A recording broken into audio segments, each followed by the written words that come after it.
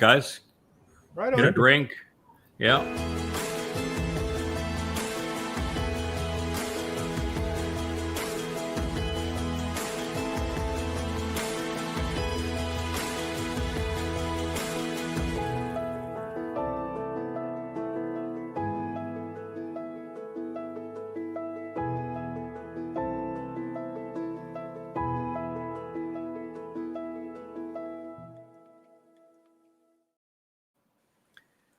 Well, welcome to this edition of Family Hour on the Yahowah blog. We're going to begin this with a song.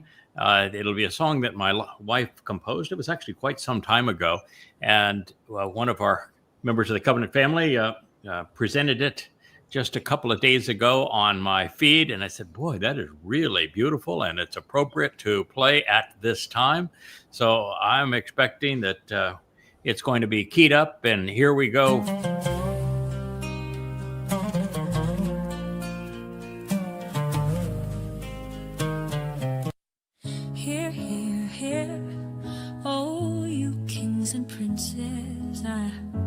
Even I will sing unto Yahowah.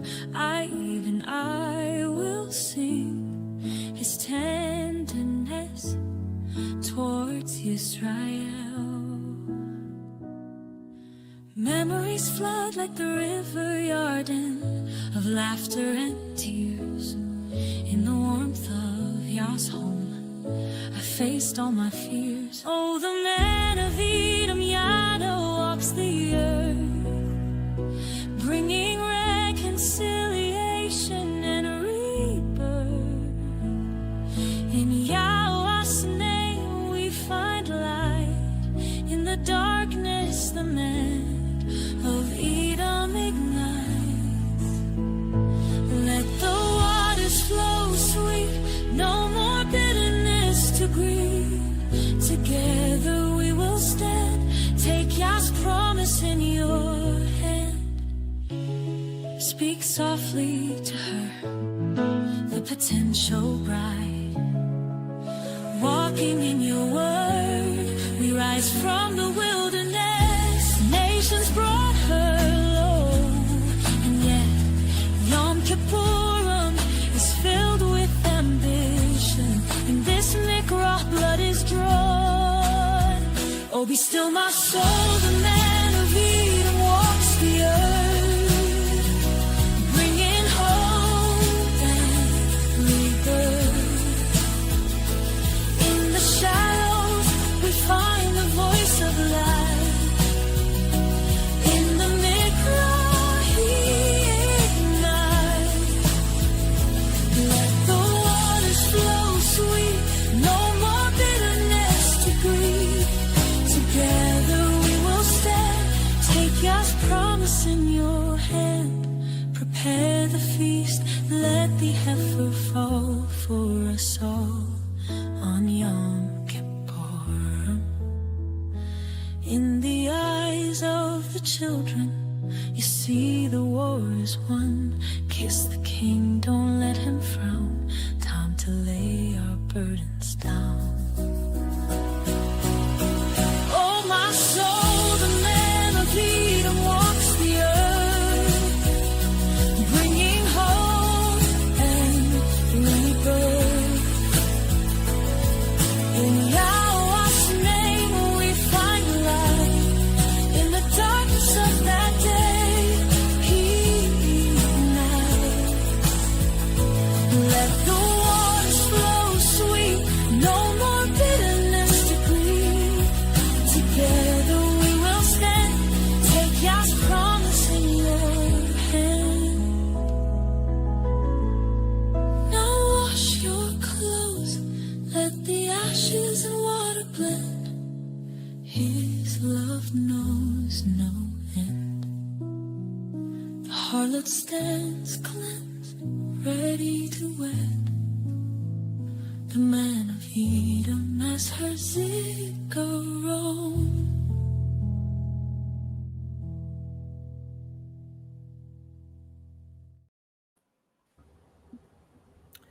Goodness. Wow. I feel like we could do an entire show just on explaining the names and the symbols of that song, because it is the story of Israel's redemption and reconciliation. That may be the most beautiful that she ever wrote. The timing, pacing, lyrics, graphics of that song, and the message behind it, really extraordinary. You have to have a bit of a PhD in Torahology and the prophets, I think, to have a full appreciation of it, because there's lots of symbols there. But that grizzled guy that she depicted as the man from Edom, I don't think I look quite that bad yet, but that nonetheless is me. I am the man from Edom, which means I'm also that red cow that you saw there, because the man from Edom, he is red, he is bloodied, he lays down his life during the final series of Mikre, during Chag Sukkah on taruw'ah, for the benefit of Yisrael, and he cleanses the adulterous woman, which is what she was talking about with those waters.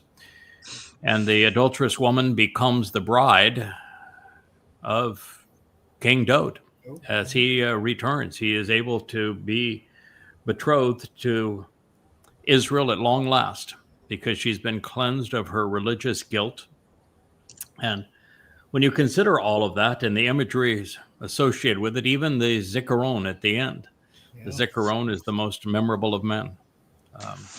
It is incredibly powerful. And I, just in this summary, I probably left out 2/3 of the insights that she managed to fit into lots to unpack. Very 4 powerful. minutes of song. Wow. It had the lesser luminary. She even was slick enough to get in the solar eclipse. Caught that. Yeah, isn't that amazing? Yes, the first mention of the pairing between Dowd, our king, and his herald, Yada, which is the name that of the player all the way through that story, and that's why she presented as Yada, is actually presented in the first chapter of the Torah. It's the whole story of the greater and lesser luminaries, with the lesser luminary reflecting the greater luminary's light during this time of darkness, where his brilliance has been obscured.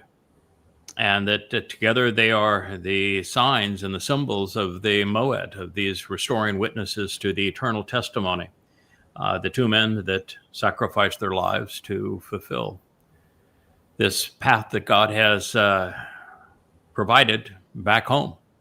And so it is interesting that as the Adamah Parah, that red bull that you saw, sometimes called a red heifer, but it's really he's a bull that is productive, which is why it gets the ending at the end of it. The reason that she showed the solar eclipse is because on taruw'ah in 2033, the 23rd, 24th of September of that year, less than 8 years from now, when this occurs, there will be a full solar eclipse. And it's the one time that the moon actually blocks out the sun, because it's, it is the lesser luminary. And at this moment, though, that lesser luminary plays that prime role, the moon, representing the moon, positioning the sun for his return. It is it's one of the greatest stories ever presented. Yahowah is the greatest storyteller ever. Right. And there are so many intricacies to his story, so many different layers that are woven together, so many marvelous metaphors, and that song presents all of them. I don't know, what did I miss so far on it? Because I think it's actually wise now with that explanation of knowing what's going to happen. We might just play it again now that everybody's a little more up to speed. This is our mission. I've been particularly, the timing of it is important, because over the last few weeks, I have been living this and trying to define it and trying to figure out the best way to convey it. And so I was wanting to update. This is volume 1 of Coming Home. And written volume 2 and volume 3, and in that process we have presented the greatest discovery of all time. There's nothing anywhere close to it. That though David's not only the Messiah and the Son of God, our former and returning King, he is our Savior. He is the one who, in a second of 3 lives, came in 33 CE, year 4000 Yah, which is why, by the way, the lesser and greater luminary are presented on the 4th day of creation. He came in year 4000 Yah, 33 CE, to fulfill Pesach Matzah B'Kodem, opening the doorway to life, taking our guilt away so that we would appear not guilty in God's presence, so we could enter his home as his children, inherit all that he has to give, and be enriched and empowered by God. No one knew that. We went 2,000 years. Dowd had made it clear. Yahowah had made it clear, but everyone had either read past it or stolen it. And the truth about Dowd is the basis of Judaism and Christianity. Not the truth. They robbed Dowd of everything that is important to him. They robbed his title, Messiah. They robbed him of his title, Son of God. They robbed him of his title, King and returning King. They robbed him of the realization he's coming back.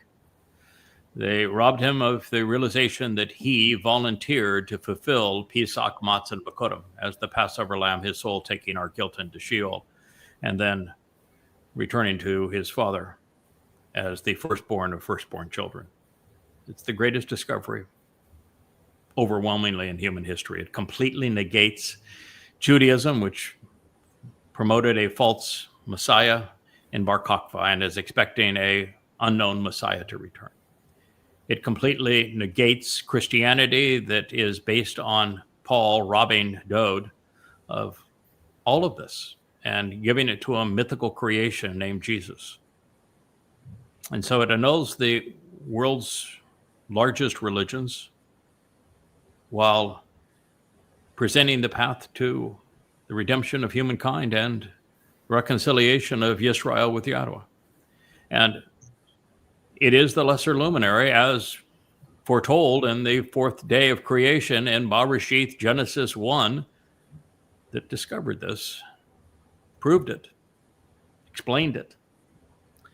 And that is why he is now qualified to serve in this role. And, you know, I get weary at times from people saying, you know, you're being presumptuous to write yourself into the story. And I didn't write myself into this story. No. And, you know, if I'm going to write myself into a story, I'm going to pick a role that's better than the role of the man from Edom, who is all bloody red and saves many because he's slaughtered. I'm going to pick something other than the Adamah Parah. That's a sacrifice. Yeah. In fact, in the 34th Mizmowr that we read earlier today, it says that there's only one bone in his body that will be unbroken by the time this is all done. That's how gruesome the sacrifice is going to be.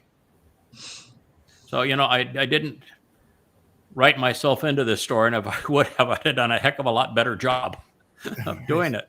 And there is nothing to be gained here. I mean, all I'm doing is, there is something to be gained. We're making Yahowah happy. We're doing something that Yahowah wanted done. We're delivering Yahowah's family back to him. Yeah. We're calling God's people home. We're completing the job that Moshe and Dowd began, the job that Yeshayah taught us how to fulfill. So we're doing something that pleases God no end. But, you know, understand this is this is not like being a rabbi. There's no money in this. There is no fan club in this. To do this job, you have to expose and condemn Christianity, Islam, you know, condemn goddamn religion, Islam, condemn Christianity. There's 5 books of this one, 5 books of the other, 10 all total. Condemn Judaism, which I did in the Babel series, and condemn the MAGAs and the Marxists and the conspiratorialists. And now even, well, I don't. Yeah, I thought I was going to have to condemn the mother goddesses, but God took care of that for me. So I already did it. I already did it. Wait till we do the show on that one. It'll blow your mind. how good God is at this refutation stuff. How about So- this, Craig? How about without Yada, Shamayim remains void, a la Isaiah, Yashayah. How about, you're the straw upon which stirs this drink into Shamayim, and that it's so obvious, and what the world doesn't know, they don't know. And That's true. it's absolutely pathetic. And as Yeah. far as Leah's song is stupendous. That's sort of a magnum opus of hers. And what she encapsulated in that song surpasses and bypasses anything that the miscreants in yeshivas and in Catholic school and in any seminary will ever learn. 4 minutes. Yeah, that's a PhD. That's an intellectual approach to our future. What Dr. Jeff was saying there is that Yashaya was invited to Shamayim. And once he arrived in Shamayim, Yahowah opened the door and showed him there wasn't a single person waiting to come in. Not one. And that was 2,700 years ago. And other than 3 or 4 prophets, there has been no one that has listened to God since. And so Yashaya was despondent, recognizing he had done so much, and so had the other prophets, and so had Moshe, so had Dowd. And there wasn't a single person that he said was waiting to come into Shamayim. And it is then Yashaya who is shown the future, and he declares that there will be this Choter that has the 7 spirits of Yahowah, who is the HaNakry that is introduced to us by Moshe in the Torah, that arrives for the benefit of the last generation, the final remnant of Yisrael, and facilitates their reconciliation with God. And he calls him his Zeroah, the one who cultivates his harvest. So it is an exceedingly powerful thing. And then Yashaya introduces Obed-Edom as the man from Edom who is returning, who is going to save many. And yet you can't find anybody who is a theologian, any religious individual, a Christian, a Muslim, or a religious Jew who has their job is to study the Torah and the prophets, and not one of them has ever recognized, wait a minute. Whoa. I know a guy. It says very clearly in the Torah that HaNakry, this title, this observant foreigner, he is going to arrive in the last days, and he is responsible for reconciling the relationship with Israel. He is Israel's savior. You'd think you'd have a few people saying, well, who in the heck is this HaNakry? And now that we're only 8 years from year 6,000 Yah, damn well better be here. They're not even asking the question. They're not even asking the question, much less trying And to it's identify. again at the most important sermon ever delivered. You've got Solomon at the completion of the home for Yahweh's name, called a temple. And it's on a taruw'ah, which is the day of the herald. And he is announcing to Yisrael that HaNakry, he's coming. And this observant foreigner is not a Yisraelite. He comes from a faraway land at a faraway time. But when he speaks to you and you hear his voice coming out of the heavens, you'd better listen and do as he says, because he is your only and final hope. It began And so on the you fourth would day think of somebody would creation. say, wait a minute, who is this guy? He's all over Isaiah. He's all over the story of Solomon. He's all over the Torah. Who is this guy? And yet they don't. They don't have a clue as to who you are. Yeah. They can't even They know ascribe- the rabbi. Yeah. They know their Orthodox synagogue. Okay. They know their talit. They can't know their even Purim. they cannot even They don't know you. they cannot even steal this one for imaginary Jesus. No. They can't. So the Choter, they try to steal for imaginary Jesus. I mean, it's got to be the dumbest plot of all time, because it's a stem, it's a sucker. And the stem and sucker has the 7 spirits of Yahowah, and Gospel Jesus never mentioned a Yahowah. He never even mentioned having Didn't 7 mention spirits anything. of Yahowah. And oh, by the way, he's a Bashar. He is this productive bull. And so, not a prayer in the world. And he comes during the last days. And oh, by the way, his contribution is writing books. The Nesh, yeah. He writes the Nesh. Jesus didn't write squat, nothing, not a word. Yeah. That's what that Choter does. He writes books. And he's a foreigner. You can't be king of the Jews if you're a foreigner. But this is the deal with the HaNakry, and it's used as a title. HaNakry means observant foreigner, so they can't even steal that one for Jesus. So it's just sitting there. The rabbis can't take it because he's an observant foreigner. They can't steal it for themselves, and the Christians can't steal it. And of course, the Muslims are too dumb to know it even exists. So it's the one that's just hanging there, and it's the same guy that's Obed-Edom. Obed-Edom is that guy. His responsibility is to bring the Ark of the Covenant back to the tent of the restoring witness on the top of Moriah, and so that it is all prepared, including with the bull's blood, ready to go, so that Dowd, when he returns, can sprinkle the blood of a bull on the mercy seat of the Ark of the Covenant, and the relationship can be reconciled. That's his job. The rabbis are missing that essential part, the ark, in their whole drama they're doing with the red calf, the perfect red calf from Texas, and the whole show they want to put on with the It's like they didn't read. They got no ark. Yeah. They didn't read 2 Samuel 6. No. They wouldn't read that because they hate 2 Samuel 7 because it says Dowd's my son and I'm his father, and they claim in Judaism that God can't have a son. That would be interspecies, and interspecies is not allowed in Judaism. But it's Obed-Edom who resolves the issue of bringing the Ark of the Covenant onto the Temple Mount so that it's ready for Dowd, and Dowd dresses up at the high priest, having a great old party, just saying, God's got a guy to do it. I don't need to do it. I can have fun now. I got a guy. It's a wonderful story, and they miss that story. Yeah. Craig, it began for you on the 4th day of creation. Yeah. Devarim 29. 29. Oh my goodness. That's goes back a bit.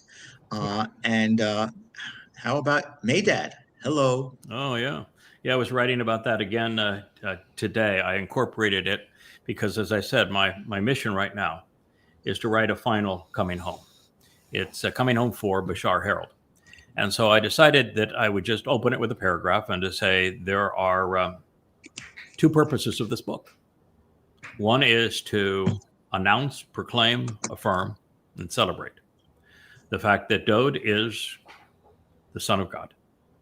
He is the Messiah. He is the chosen one. He is the former and returning king who came in his second of 3 lives to fulfill Pesach, Matzah, and Bekurim, making him our Savior. And second, since no one gave him any credit for doing any of these things, that God has chosen a man to work with him, and his name is Yada. And he is Dowd's Bashar Herald. And he, as Obed-Edom, will serve as the Adamah Parah. And he will restore the relationship between Yahowah and Yisrael. And he will prepare the adulterous woman who is cheated on God religiously so that she is ready to be betrothed to the Messiah and King Dowd upon his return 10 days later on Kippurim. And that is the story God is telling. And if you look at the number of references to these 2 things, it is the single most prominent and repetitive story in the Torah and prophets. And heretofore, neither of those things had been heralded, had been understood, had been shared, had been explained.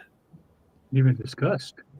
Yeah, even discussed. That is how amazingly unique what we're doing is. It is literally the last great hope of humankind. If we fail in this mission, and we're not going to because Yahowah has already written in the final chapter, we succeed, and we don't succeed on our own merit. We do succeed because we are devoted, because we work together, because we will never flinch in our responsibility. We are totally committed to Yahowah and to his people. But we also succeed because everyone who succeeds with Yahowah is enabled by Yahowah. They are positioned by Yahowah. They are enabled by Yahowah, and we are. And the thing that becomes so abundantly clear, and it's made so clear in Numbers 11, is that this job cannot be done alone. It can't even be done by God alone. Mm-hmm. The job of reconciling the relationship between Israel and Yahowah is so difficult because of the attitude of Israel and their stubbornness and their propensity to be religious and political. That Yahowah, when he engaged directly, failed miserably. That's hard to say. I mean, every time I say it, I get the jitters. But the fact of the matter is, it's true. And God told us the story because it is true. And I think God even wanted it to be true. True. That he spoke to the children of Yisrael, giving them 3 days to get their act together and prepare to get their best little clothes on, to get all cleaned up, to get all mentally in the right frame of mind to hear this. And all he wanted to say is, I'm God. I'm come down from the top of the mountain up there. And I'm the one who is sharing this Torah message with Moshe. I chose him. I'm speaking through him to you. When he opens his mouth and he speaks to you, he's speaking for me. And I'm going to take you from being slaves there in Mitzrayim, and I'm going to bring you all the way. We have Wookiee celebrating his new toy. I'm going to bring you into the promised land. That was the message he wanted to deliver. I don't think he got 5 words into it before the children of Israel said, go away. Your light scares us to death. Your voice scares us to death. If you stay, we just are going to die here. Go away. Shut up. Never come back. Don't ever speak to us again. So I would classify that as a failure. And I don't like to say that God failed but He was rejected just like. But it's just, I don't know how else you would define it. And I think God shared the story because he wants us to recognize it that way, because this job is impossible for one person to do it alone, even if that one person is God. Yeah. That's the job that Yahowah has asked us to do, fellas. And then Yahowah empowers and enables Moshe to continue this job. God says, listen, I get it. It's better this way. I'm happy with that outcome that you've rejected me. And therefore, we're going to do it through men. I'm going to speak through men. And so it was back on Moshe's shoulders. And it didn't last 3 days. Even before Moshe had a meltdown, he gave up. He told God, this job is impossible. One man cannot do it alone. And now God was right beside him. And he still said, I can't do this job. And as a matter of fact, he cursed at God. He says, how dare you call me to do this job? Why would you treat me that way? Do you really hate me? I mean, I can relate with Moshe, honest to God. I'm sorry, but yeah, I can. Have you ever been in a room full of Jews? Yeah. Do you hate me? Why would you do this? This job cannot be done. It's absolutely miserable. It's impossible.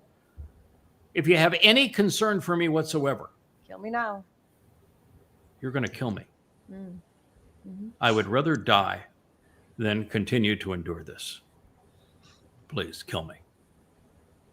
So you'd have to say at that point, God plus Moshe wasn't enough to get it done. Didn't go well. God did not disagree with him. He didn't say, hey, they're redeemable. He didn't say, it's not all that bad, because God had already burned up everything around the camp. He was so upset with him. Not that bad. Oh, Yeah. So that didn't happen either. And God didn't console Moshe and say, hey, man, suck it up, pal. It'll be okay. You can do this. You got it. No, he didn't give him the pep talk.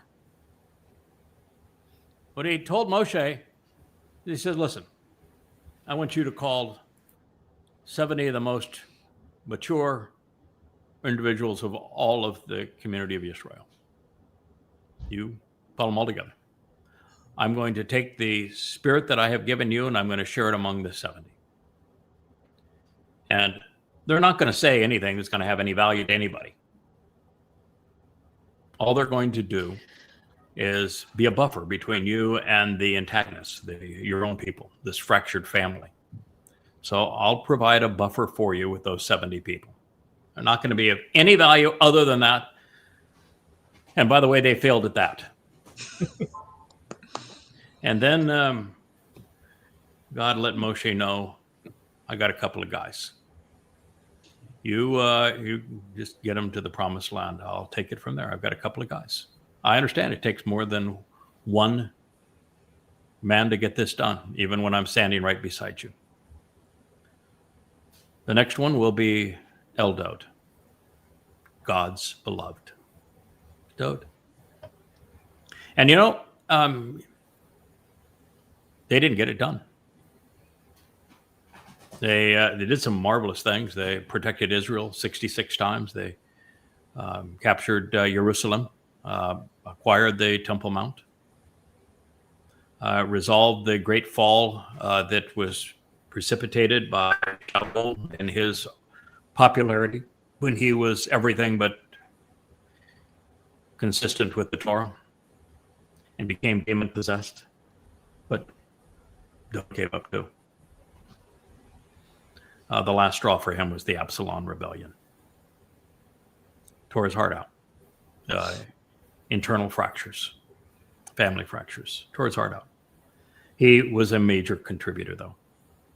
And Dowd pulled through in the end because he volunteered to be crucified by the Romans to fulfill Passover. And he wrote about the pain he would endure 1,000 years before he endured it. That takes some courage, man.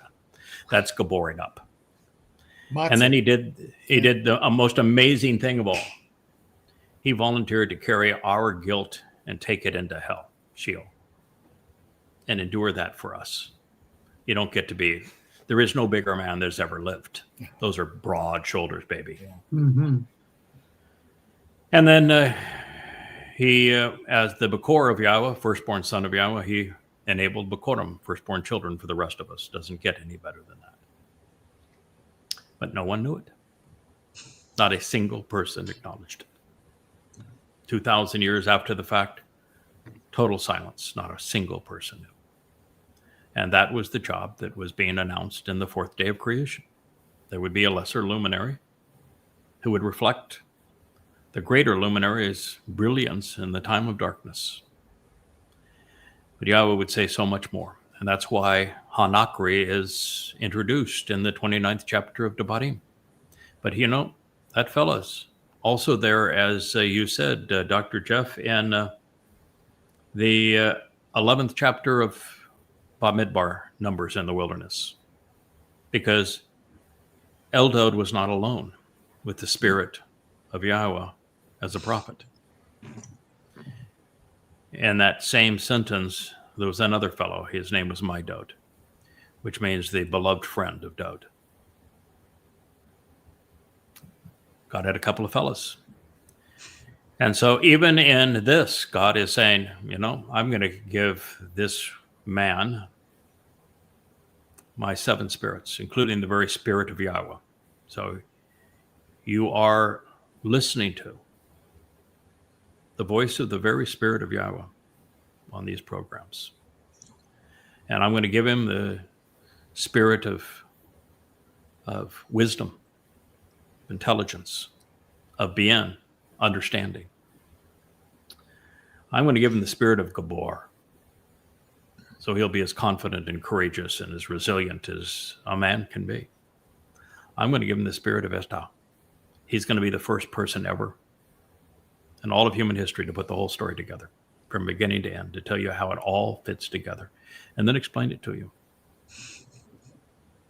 I'm going to give him the spirit of Dowd, knowledge, because he is the tree of the knowledge of good and evil that brings you right back to the tree of lives, which is Dowd. And most importantly, I'm going to bring the spirit of Yahweh, Yahowah, of coming to love and respect Yahweh. That is what is said by Dowd in his mashal, by Yashai Isaiah in the 11th chapter.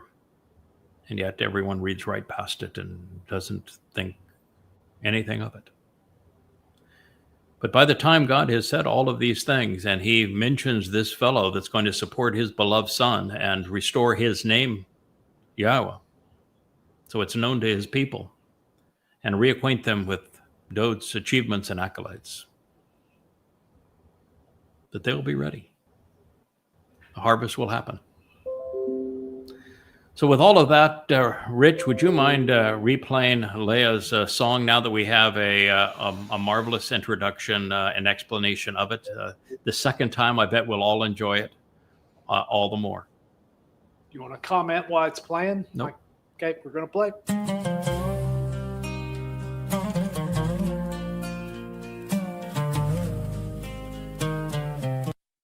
Hear, hear, hear, oh, you kings and princes, even I will sing unto Yahowah. Even I will sing his tenderness towards Yisrael.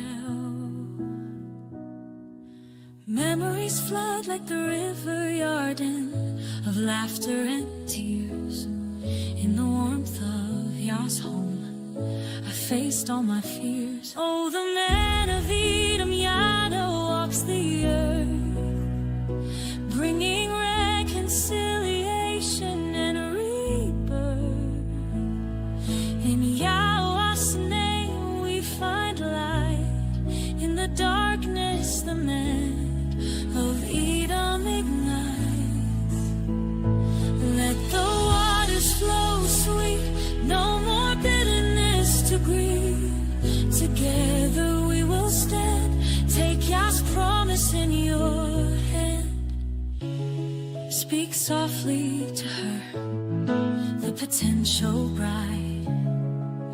Walking in your word, we rise from the wilderness. Nations brought her low, and yet Yom Kippurim is filled with ambition. In this Mikrah, blood is drawn. Oh, be still my soul, the man of Edom walks the earth, bringing hope and rebirth. In the shadows, we find the voice of light. In the Mikrah, he ignites. Let the waters flow sweet, no more bitterness to grieve. Together we will stand, take Yah's promise in your hand. Prepare the feast, let the heifer fall for us all on Yom Kippur. In the eyes of the children, you see the war is won. Kiss the king, don't let him frown. Time to lay our burdens down. Oh, my soul, the man of Edom walks the earth, bringing hope and rebirth. In Yahowah's name we find light. In the darkness of that day, he ignites. Let the waters flow sweet, no more bitterness to grieve. Together we will stand, take Yah's promise in your hand. Now wash your clothes, let the ashes and water blend. His love knows no end. The harlot stands cleansed, ready to wed. The man of Edom as her zikaron.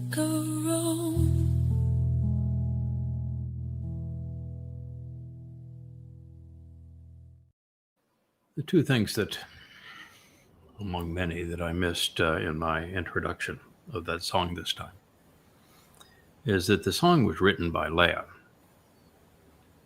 And it's not just by Leah, my wife, sitting there with the rainbow behind her on the lovely white leather chair.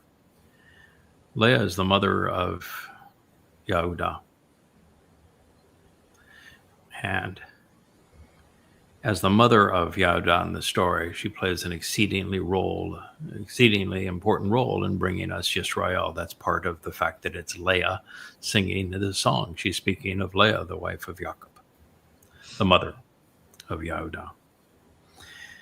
The second thing that I didn't share is that the ashes and the water in the end are the result of the sacrifice of that red bull, the Adamah Parah. It'll be Yah that'll be orchestrating the event. It'll be Yahowah that'll ignite the flames. It's Yahowah that releases the water beneath the Temple Mount. But it is those waters that cleanses the religiosity of Israel so that they're prepared for Yahweh's return. And by cleaning what is now using Numbers 19 in the Adamah Parah to purge the guilt of the adulterous woman in Numbers 5. She has a belly that will swell one way or the other. If she is unfit to enter the millennial celebration of Sukkah, as we are invited back to the conditions that were experienced in Eden. We're going back to Eden, folks. Then her body will swell and she will be disallowed. It's a test. Those waters will either purge or they will condemn. But if she is purged, her belly will swell again. Israel will be fruitful and productive again.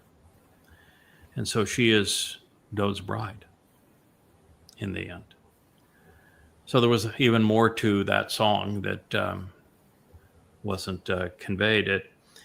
There was one very small point that I would correct, which is the Adamah Parah, this red heifer, offers his life for Yisrael on taruw'ah.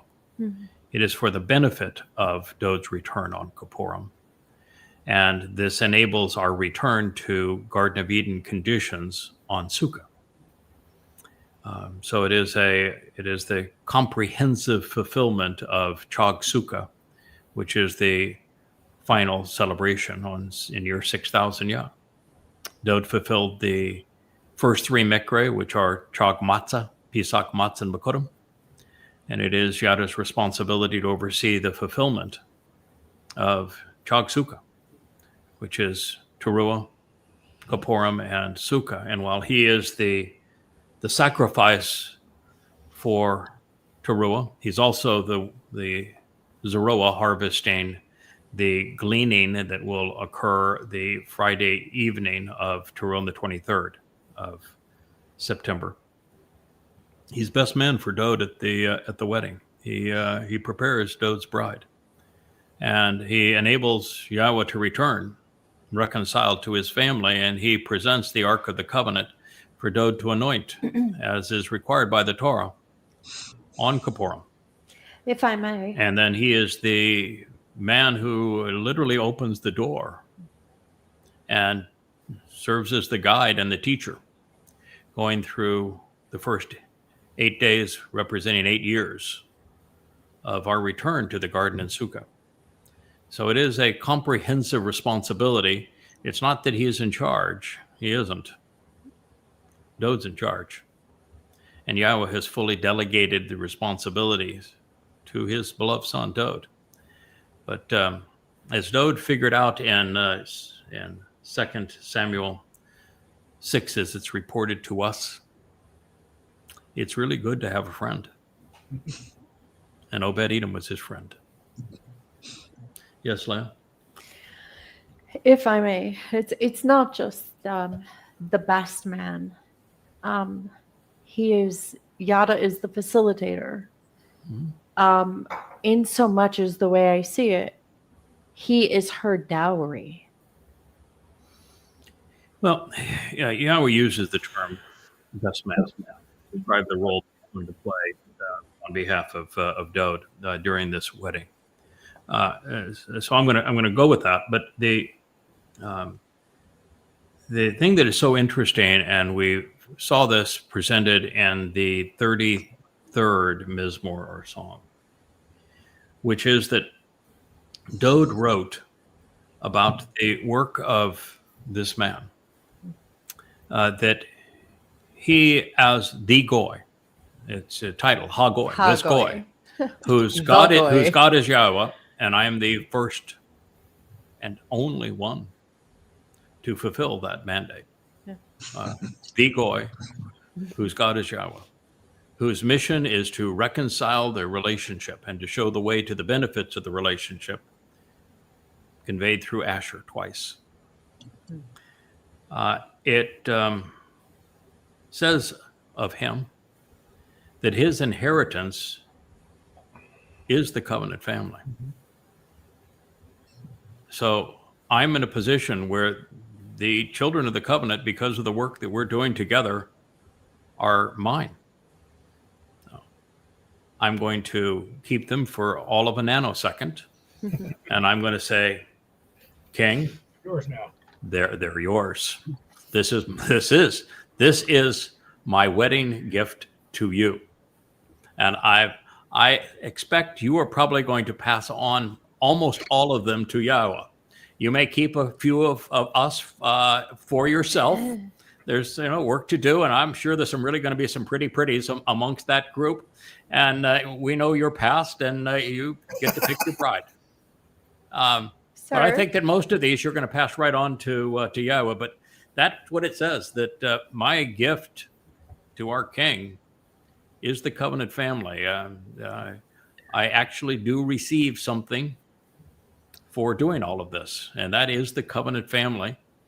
And by the way, I know these people. Now the ones that I know really, really well, I'm going to keep, because we have a job to do. We're going to get the first 8 years, man. We are teacher on duty. And so we got a job to do. But, I've studied the rest of them, and I've kind of heard rumors of some of their prior behavior. They're going to be on their best behavior at this point. They're going to be starting afresh, but I'm very happy to get them to Dowd. Yeah, they're your style. I'll help out as I can. But okay, so we Happy have the gifts and all of that's there, but throughout ancient culture and up until modernly, I think until Victorian times, there was always a bride price. I think the Zikaron is the bride price. Yeah, I don't. I'm not going to go there. No. Yeah. I'm sorry. No, if God didn't say it, I'm not buying it.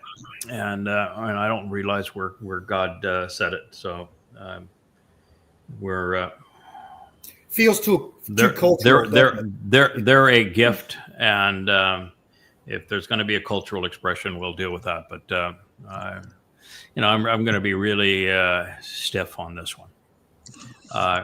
God has delineated a very clear message, and there's no wavering from it. And I made a commitment a long time ago that I would go to where his words led. Now, I had no idea they would lead to this place. I thought we're going to work anonymously together, and that would be just fine. That was not what he intended. And he has upped the ante all the way along. It's like he's saying, hey, man, I've known you for a very long time.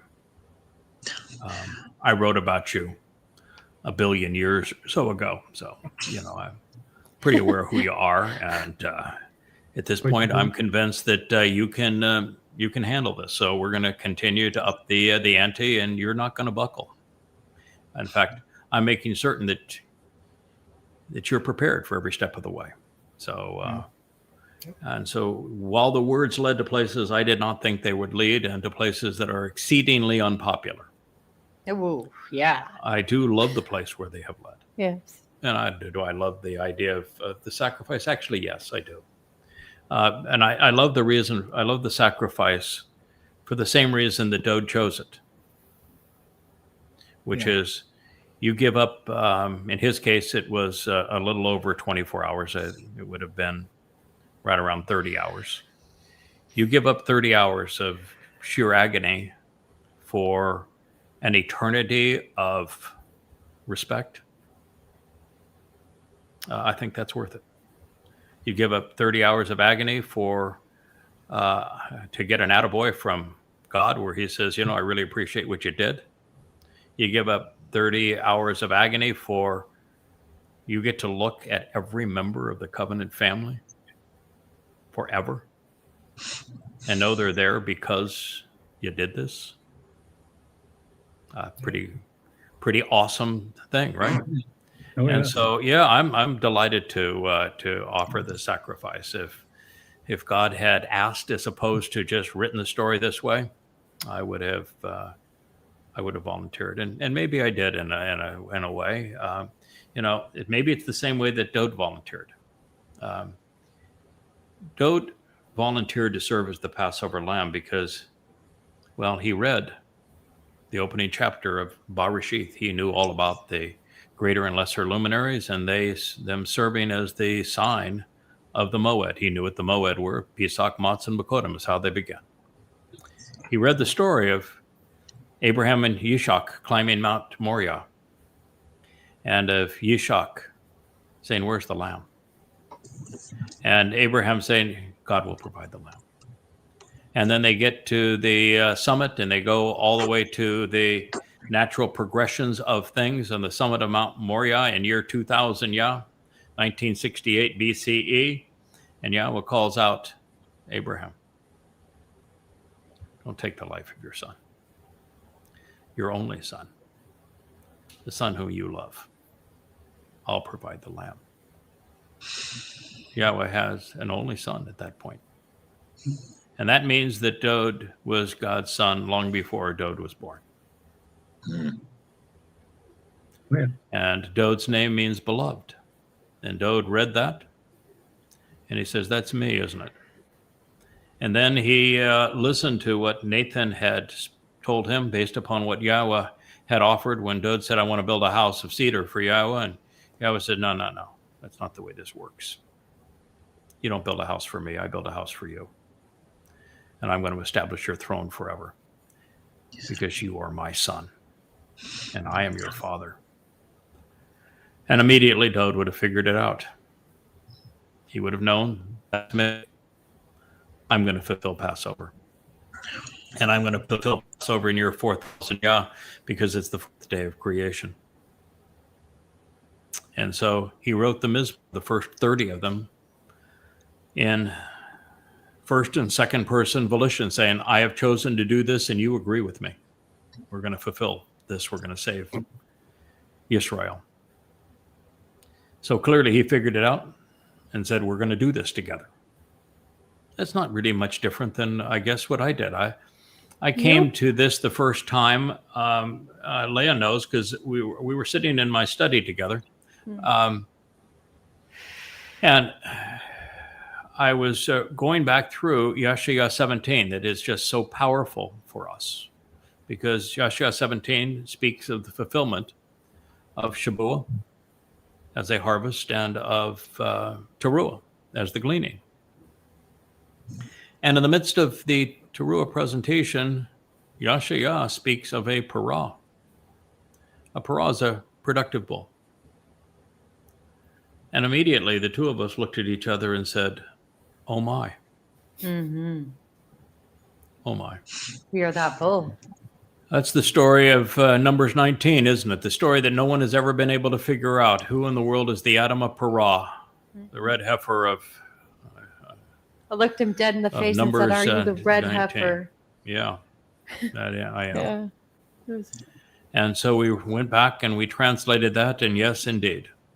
And then became the first to explain Numbers 5, which no one had ever understood. Who is this adulterous woman of religious guilt? Who is the groom that wants her back? It's Dowd. The date is she's prepared on taruw'ah, and the priest that performs all of this is Eliah. And what did Eliah do 2,888 years prior to this? He excoriated religious and political guilt in Israel against the Lord and the mother god cult through the sacrifice of a bull, adding copious amounts of water, and Yahweh ignited the flames. Yeah. It's exactly what's going to happen on taruw'ah. Yahweh's going to ignite the flames. He's going to provide the water this time, and Eliah's going to do the narration. And all of a sudden, now Isaiah 17 about the fulfillment of shabuw'ah, and then taruw'ah. Numbers 19, Numbers 5. They're all explained. And then you read Numbers 15, and it talks about the sacrifices of the ram, Dowd, the bull, Yada, and the goat, Elia. And you read through this and you say, the story has been there, explained for 3,470 years. And so I don't know if there's much difference in reading, just as Dowd did, reading about the role that you're called to play and saying, yes, I want to do this. And God, you agree with it. And I guess what I did, because I read about what was written in the Torah and in the prophets and said, yeah, obviously that's me. I'll do it. I'm happy to do it. In fact, I'd like to do it. That's You exactly. obviously want me to do it. That's Yeah. exactly how it went down. Dowd at 8 years old did not realize he's going to be a Passover lamb. Yeah. But Yahweh did the same thing with Moshe, Dowd, and myself. When Yahweh told Moshe, we're going to go into Mitzrayim and we're going to free the children of Israel. We're going to do this together. And Moshe said, not with me, pal. No, thanks. You've got the wrong guy. Been there, done that, not going back. And those people, by the way, they're obnoxious. I tried saving them once before. It didn't turn out well. Nope, not going to happen with me. Yeah, they probably gave him so much anxiety, he mumbled to death. Yeah. So what did God Imagine. say? Hey, pal, kid, come on. Who do you think invented the mouth? Don't you think perhaps I would know how to operate one? Yeah. Okay, Moshe said that pretty much dumped the stars on that one. Don't debate with God. It doesn't work out. Yeah. So here's Yahowah. He says, I want you to go down and pick that kid out of Bethlehem. That's the one I want. I don't want any of these other sons. I want that kid down in Bethlehem. I've chosen him. I chose him for reasons that you will never understand. Yeah. And, well, not never understand, but you don't understand at this time. We do now understand. And that means that Yahweh had a relationship with Dowd back there maybe 1 billion years ago, too. Mhm. He knew all about him, knew exactly what he was all about, knew that he would be bright enough to see that he's in the story. He didn't write himself into the story. God did. He saw it. And he accepted it. And Yahweh knew he would. But clearly, at 8 years old, Dowd was just amazed. Okay, I'm being anointed by the great Shamuel. Yeah. And at Yahweh's instructions, this is going to be cool. And the next thing we're going to go do is we're going to go topple a giant. Mhm. You foul-mouthed, uncircumcised Philistine. Mhm. And there it goes. But did God tell him at 8 years old, oh, by the way, you are going to go up against that Philistine, and he is, 50% taller than anybody else, and you're going to take him down with a single stone, kid. The armor won't even. You'll try it on, you'll take it off. It won't even fit you. You'll be too small, too young by that time. And then the people, as you already know, they've chosen Saul, and he's a basket case, and he's going to hate you. He's going to be jealous of you. He's going to try to kill you. So it's going to be really tough there for a while. And your best friend, the man that you care about more than anything else, he's going to get killed. You think God had told him all that right at the beginning? He would have said, oh, sure, this sounds like a great deal. Sign me up. Yeah. Now, oh, and by the way, when you finally become king, you're going to have to fight 66 battles. 66 of them. I don't think any king has ever survived more than 5 or 6 in a row, but you're going to fight 66 of them. Oh, by the way, you'll win them all. That part's pretty good. You're going to make some really tragic mistakes. You're going to be really embarrassed and sad by them. You're going to learn on the job. And ultimately, your wife's going to turn on you. But you've got the greatest one-liner in the history of one-liners. So that's going to work out just fine for you. Don't worry about it. Sweat that one. But ultimately, your son is going to lead an insurrection against you. And it's going to be really nasty about it. And but yeah, don't sweat the details. That part about the Passover lamb thing, we'll work that out later, maybe after a few years of being together. But yeah, you're going to be crucified. You don't know what crucifixion is right now, but you're going to know a lot about it before very long. It's not a fun thing. By the way, Dowd, I'm going to send your. Well, actually, you're going to volunteer. You're going to go to hell. How do you like the job so far? What a sales pitch. How do you like the job so far? Same thing Moshe said. I want to go back to my sheep. Sign me up. Thank you very much. Lions and bears sound better than that. Guys, it's not a whole lot different than, well, I'm overlooking the ocean one day. I'm minding my own business, and God comes up and says, hey, kid, I want you to do something for me. Yeah, right. Yeah. I want you to expose and condemn Islam. So who is this really? You obviously know who this is, or you wouldn't be having this conversation with me. You'd be crazy now, wouldn't you? Yeah, okay, well, and I would be crazy to expose and condemn Islam because thus far I don't think anyone's ever survived that. Yet. So I guess you got the right guy. I must be crazy. Yeah. He said, so I want you to do this for me. Okay, so can we negotiate some? Oh, yeah, sure. We've been through this. We actually went through this about 1 billion years ago. But just for giggles, what do you want, kid? Here's how you forgot. Yeah, here's the 3 things I want. Great, kid. Reach into your pocket. Read it. Oh, you've agreed to all 3. Yeah. And by the way, the king that you're going to serve, he wrote this for me. Yeah. It's the 91st Mizmowr. Yeah. But that was it. Other than, okay, we have a deal. Let's go. You think if he were to say, oh, by the way, this deal is going to consume 100,000 hours thus far.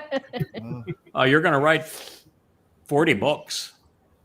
You're not going to charge a dime for them. Oh, by the way,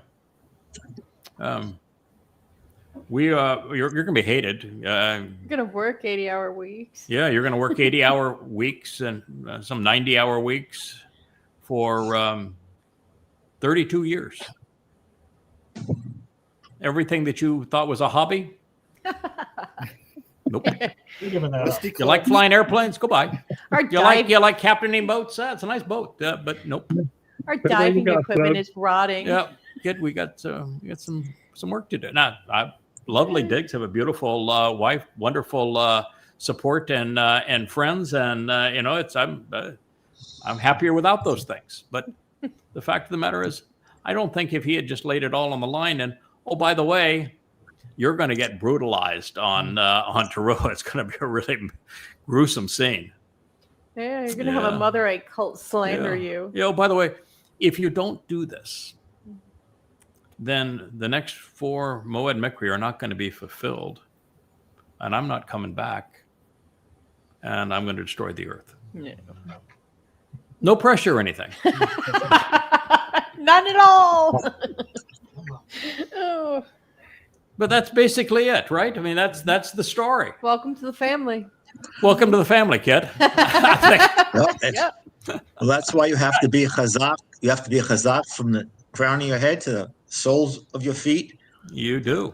Chazak means firm, bold, harsh, tough as nails is what it basically means. Uncompromising, resilient. Well, if you want to be a Hebrew son, you're going to put a little skin in the game, eh? Oh, well, yeah. A little skin. My wife says a little skin in the game. Yeah. It's pretty cute. A little skin in the game. Let me give you a shout out, Leah. That song was pretty stupendous. I called it a magnum opus, and there's a reason why Dowd makes mention of you in his 14th mashal. Yes. Hello? Yep, he does. He begins the 14th mashal by contrasting Leah against the woman who has tried to destroy her life. She speaks of Leah as the intelligent woman. She's chokmoth. And she speaks of this mother goddess that God just despises, that is evil and attempting to tear the house down.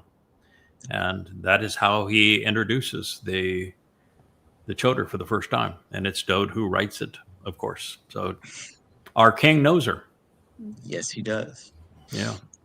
So it's an amazing story, and I'm delighted to be able to tell it. I thought it would be fun to introduce it with that song. I knew the song was wonderful. I had not fully recognized just how much the song is cerebral. That song does require a PhD in Torah, yeah. in Torah and in Yahowah, but that's okay. That's our job. If you want to join us and have a PhD in all things Yahowah, there are 35 of these that are offered in their entirety free at yadayah.com. Read them. I think, how about this? You just have to yada yada.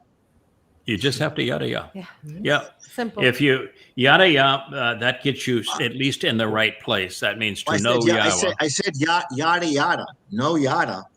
Oh, And then well, yada Yahowah. Well, yeah. Well, yada. Originally, I wrote that as Yada, and said that he is an anonymous player, and the story is not about him. It's about Yahowah, and his job is simply to introduce you to Yahowah. Well, that didn't turn out to be completely true. It's true. His job is to introduce God's people back to Yahowah. But he is not an anonymous player in this story. That is for darn sure. He plays... I don't know if you want to say it's the second most important role or the third most important role, but it's right up there in second and third. I'm not sure that it matters in terms of the order of events, considering that number one is in a league of his own. That would be Dowd. Right. And the rest of us are in support, but no one would even know that. Well, yeah. Without the work Leah we've was done right together. when she said, use the term facilitator. It's sort of like an equation in simplistic terms is yada yada to yada Yahowah. And Yes. I don't know how you can get around that. Are you the star of the third act? Yeah, it's good plays.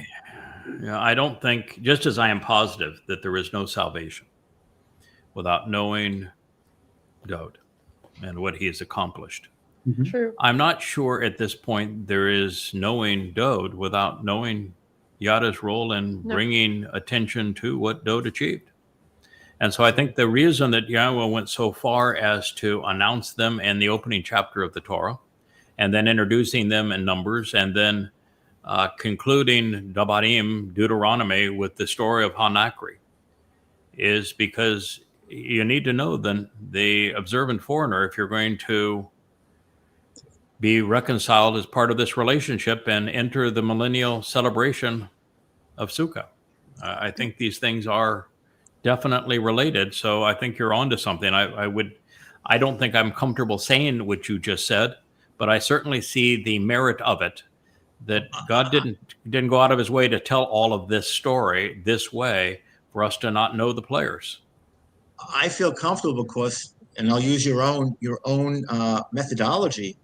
It's where the words have taken us. It's where the words have gone. If you divorce everything else from it, that's where the words lead us. Because God wants to lead us back to his beloved son. Yeah. And Yahowah is actually more intent on leading us back to his son as our savior, as our king, than he is in leading us back to himself. I understand. Yeah. Because if you know the son, you know Yah. When Yahowah used a term that is one that I'm still trying to grapple with. It's Elyon. El, of course, is Almighty God. On in Hebrew, like Shabbaton, it means all things pertaining to. Anytime you see like Zacharon means all things pertaining to the most memorable of men. Shabbaton is all things pertaining to the Shabbat. And Elyon would be all things pertaining to, El with a Yod added to it. And Yahowah says that Dowd is Elyon. Now, I know that almost all translations say that Elyon means Almighty God, but Dowd is not Almighty God. Mm-mm. He's God's beloved son. He's our Messiah. He's our King. Dowd is a man. Now, he is a man empowered and enriched and chosen by God, but he's a man. Mhm. And so God is calling a man, only one man, Elyon. And so the whole thing has to pivot around the one letter that isn't explained by El and On. And that's a Yod. A Yod is the first letter in Yahweh's name. It is depicted in Paleo Hebrew how? It's for lifting up, reaching down to lift up with an open hand. It's like a father with a child, isn't it? Father's arm with a Lift up. child would come down and then out with an open hand to grasp a child's hand to lift them up. Or under their And- little arms. Yeah, and so the Yod was drawn as the very hand of God reaching out, down and out to us with an open hand to grasp our hand to lift us up. The Yod in Hebrew means hand. It's drawn as a hand, and it speaks of influence. And so Dowd is presented throughout the 89th Mizmowr as the right hand of God. That's true. And his Zeroah, the one who is assisting him, is presented as the right hand of Dowd. His right hand. Yeah. And so when we recognize that Yod means hand, and it speaks of influence, the things that you do, and Elyon means all things pertaining to God, the addition of the Yod means that he is all things pertaining to the hand of God. He is all things pertaining to the influence of God. In other words, God is going to manage, if you will, this 1,000-year celebration of Sukkah on earth as we return to Eden, and then the forever time after that as we explore the entire universe and have access to Shamayim through and with his beloved son Dowd. That's why Dowd has this throne, a seat of honor that's as brilliant as the sun. Is that Dowd is the influence of God in our presence. That's what Elyon actually means. And Dowd is the only person who is Elyon. He's El Elyon.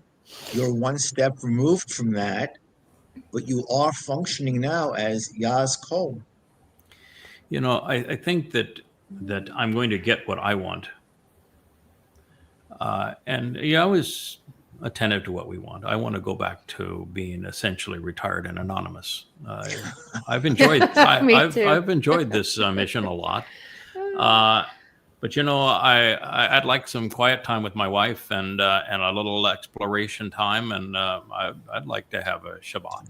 I'd like to go back yachting. Yeah, I'd like to Yes. go back yachting. I Our enjoy. diving equipment's rotting. Oh God, I love living on board the boat. Oh yeah, me too. I love flying my airplane. Yeah. I would like to. I really would. I would like to have that opportunity. And so, as I read this story, how long was Moshe employed by God? 40 years. 40. That's correct. How many years was Dowd king of Yisrael? 40.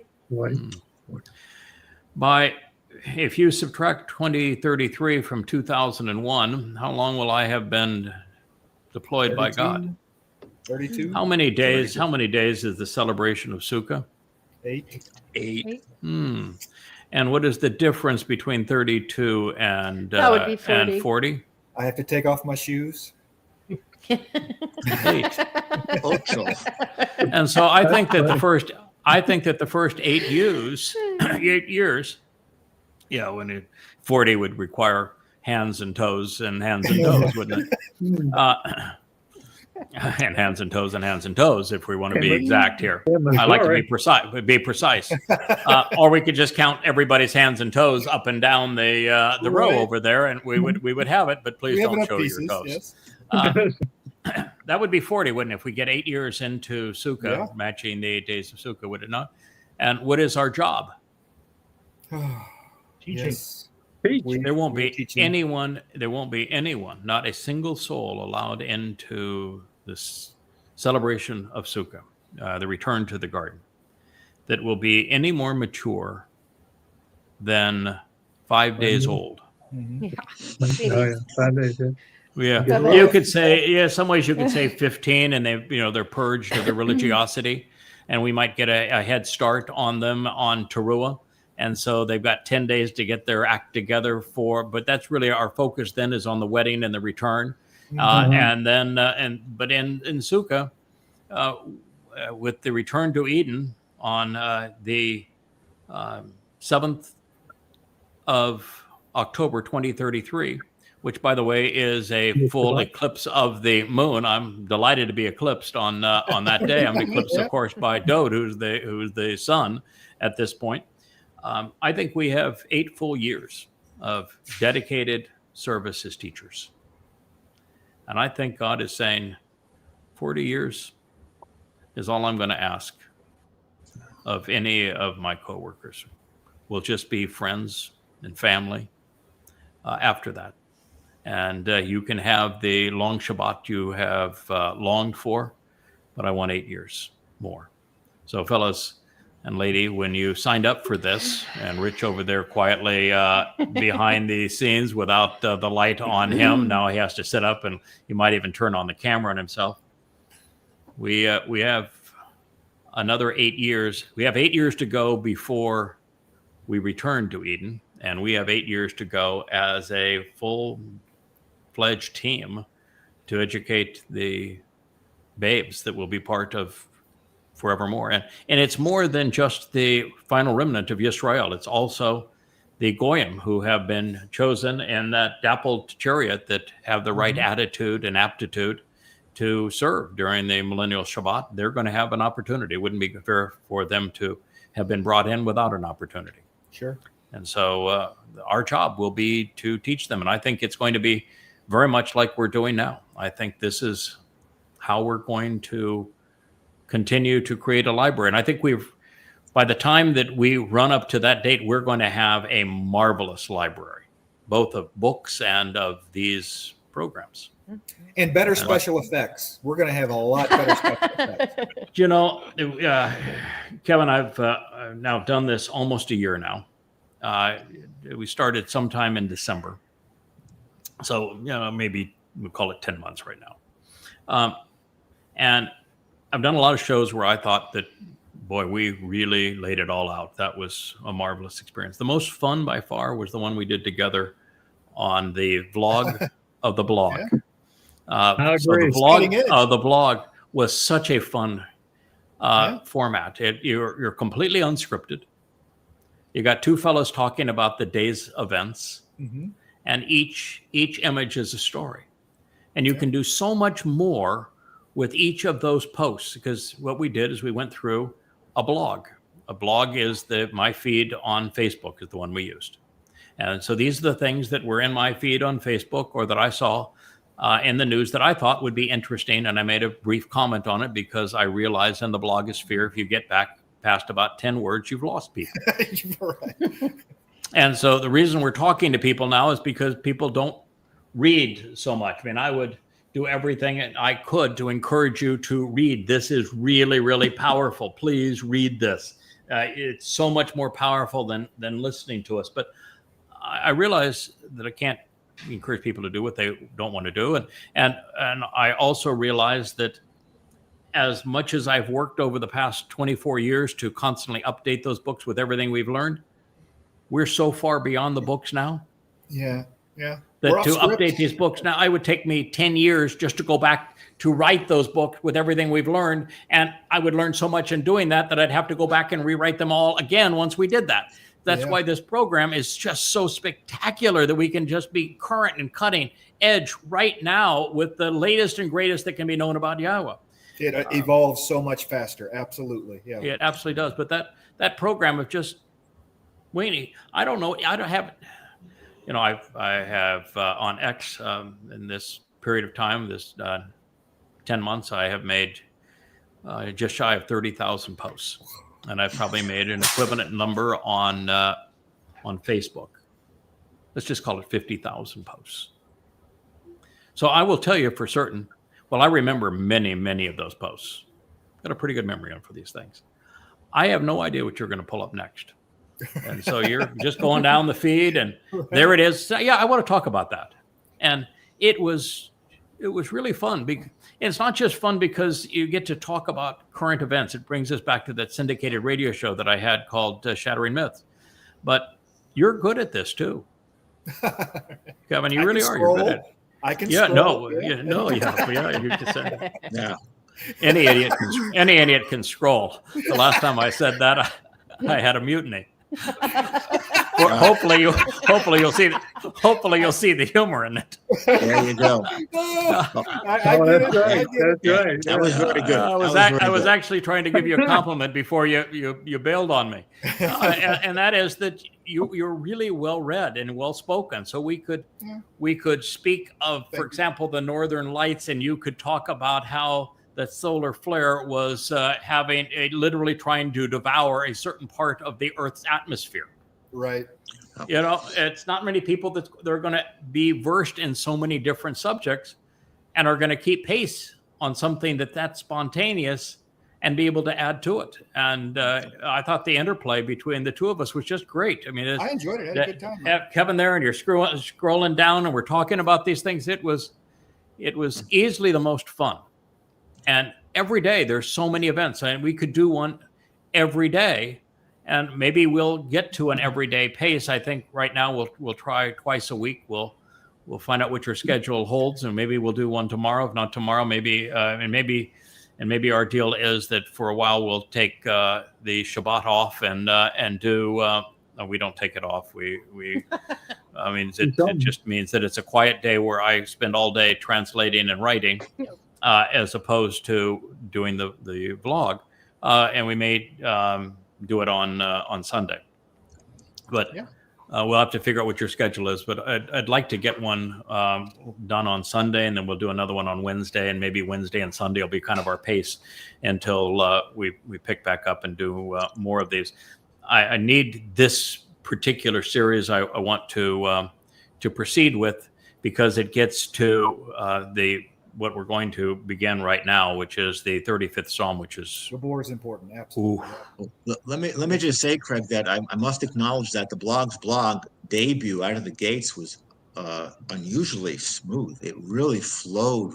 I was impressed with how smooth it went. So kudos to both Kevin and you. Well, Rich too, that he was driving also. Rich also. All smoke and mirrors. Hey, do you know how much preparation time we had from the moment I came up with the idea? I said, I think it would be fun to do something no one's ever done before. Let's do a vlog on the blog. And the first thing I was asked is, we had just finished a broadcast here in the library studio, and we had an issue with with StreamYard, because StreamYard did an update and it was becoming very difficult to get all the pieces back working with StreamYard. And so Kevin and Rich are on the phone trying to figure out how to tame StreamYard again with all these changes they made. And so I just said, here, I've got an idea. We've talked about doing a new show, but why don't we do something no one's ever done before? Let's do a vlog on a blog. And you said, say what? I said, this is what I want you to do. Go down my Facebook or my X feed. Facebook is probably safer because X is pretty raunchy. I mean, X is a tough environment. A lot of really nasty stuff is said on X. Let's do Facebook. I can control it a little better because I block anybody that's irritable on Facebook or that's religious. Let's go down Facebook and we'll do a vlog on a blog. And you said, oh, okay, I can do that.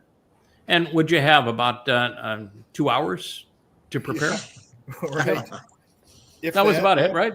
I said, I think, and he said, I'd be back in an hour and we'll do this. You said, oh, maybe 2. And that's what we did. So it was spontaneous and it was fun. It was scandalous. It was. We even had Leah there. I don't know if she made a nice appearance, and just she remember did. that a diamond is. A diamond is just a coal under some pressure. Hey, there you go, Rich. Yeah, it's Captain Kirk up there painted my favorite picture of Leah because just a marvelous moment, and I sent him. Oh, this goes back months ago. You actually called me and said, I want to do this, and he said, so do you have a picture that you would like? And I think it was originally you want to do, Wookiee is the star of the show. You want to do Wookiee. I said, nah, Wookiee gets too much attention. If you're volunteering to do this, if you wanted to volunteer to do this, then I want it to be of Leah. Can you do that?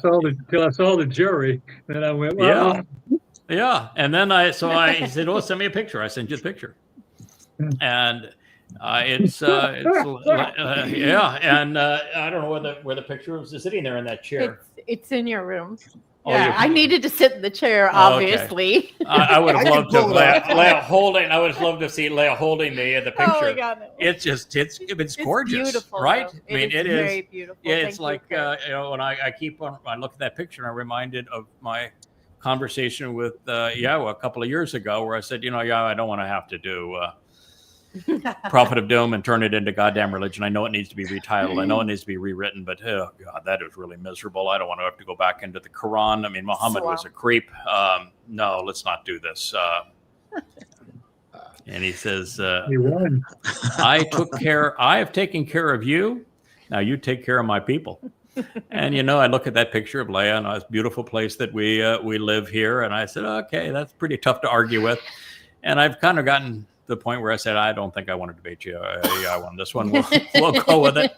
That picture is kind of a friendly reminder to me. Yeah, it's done a pretty nice job on the I'll take care of you. So, here we are. Oh my, reminiscing because just think we've been doing this now. Yeah, there we go. There is the picture. Oh boy. Yeah. Yeah. She was dressed to kill that night. I'll tell you that for sure. It's the Yowza picture. It is a Yowza picture. That is, when Yahowah created Chawa. Now, I don't want to compare Chawa to Leah because Leah's not the same Leah. It's infinitely better than Chawa. Stop it. When Adam was first saw Chawa, he said Yowza. That's I like that. That's really good. Every time you men see a naked woman, you say Yowza. Yowza. You Well, still that's do true. it till this day. Yeah. So there's that that was my my breath. I'm too old. Yeah. Look, whew, that was my Yowza moment. I'm glad that your wife Sylvia had met Leah, so that she knew that when you were drawing this painting this picture, that it wasn't of a girlfriend, it was of somebody's a friend's wife. And that was the result. By the way, your wife said that she would like one of those robots, that's fancy ones coming out of China, to be a dog walker. Oh, me too. And I went and Yeah, I would too. said, Sylvia, you have the world's best dog walker. Oh. And she shot back something, and I came right back at her and said things that we probably shouldn't say on the air. No, Anyway. Well, all I can say, Leah, we can blame the word Yowza on oxytocin. That's right. Oxytocin. Okay. Oxytocin. Yeah, it works is for to me. blame. It works for me. Okay. Well, I don't want to have a show where we don't, even though this whole show has been about things pertaining to Yahowah, I had set up the morning show, I think, which we did mid-afternoon, for the express purpose except for you in the People's Republic of California there, Of course, yeah. Kirk, which you're now like 4 hours behind us. Yeah. And I said that I wanted to set this up because I wanted to turn to the 35th song, and we have some little time left in this program, so let's go ahead and head there. This is going to be a shocker for most people. Now, this is really, really tough medicine, the 35th song. So as we progress through the Mizmowr of our King, I want to present this one. And I want to turn our attention to one of the most revealing moments in the Messiah's life. So in the order of things, after we have now pondered the 33rd and the 34th Mizmowr, I present the 35th. It begins with the Messiah in an exceedingly feisty mood. He begins for Dowd. Yahowah, you have chosen to strive against, to quarrel and contend in hostile fashion, per my request, with those who are contentious against me and dispute what I represent. Here. You have decided to fight, to attack, by showing great hostility towards those who oppose me. Mizmowr, Psalm 35:1. Wow. Well, we have the great Kevin now as a dog up there in the top. Might be an improvement. I don't know. He's pretty handsome as a dog. He's a handsome guy anyway. All right, Yahowah. So first of all, he starts with God's name. They're close. He and his father are exceedingly close. On a first name basis. Basis. Yahowah. He writes this in the call imperative, paragogic he, cohortative, second person, masculine singular. Oh, you've been fairly quiet down there, JB. What does the call imperative, paragogic he, cohortative, second person, masculine mean if you're going to apply it to a verb like rib? I know the call means it is a literal action. That is correct. Imperative is second person volitional. That is correct. So he is speaking to Yahowah. So that would be that Yahowah, this is what Yahowah wants, right? Okay, so call means interpret it genuinely and accurately, and there's no nuance here. This is for real. Just take my words for what they mean. Imperative means I'm expressing the will of the person I'm speaking to, which is in this case is Yahowah. Paragogic he, how about that one? I don't know that one off the top of my head. My Hebrew grammar is a little rusty. Kirk? Paragogic he. I have my little notes here. Paragogic he is in an added letter that lengthens the word. There are two types, and it would be is that a paragogic in the nun? Paragogic he. Hey.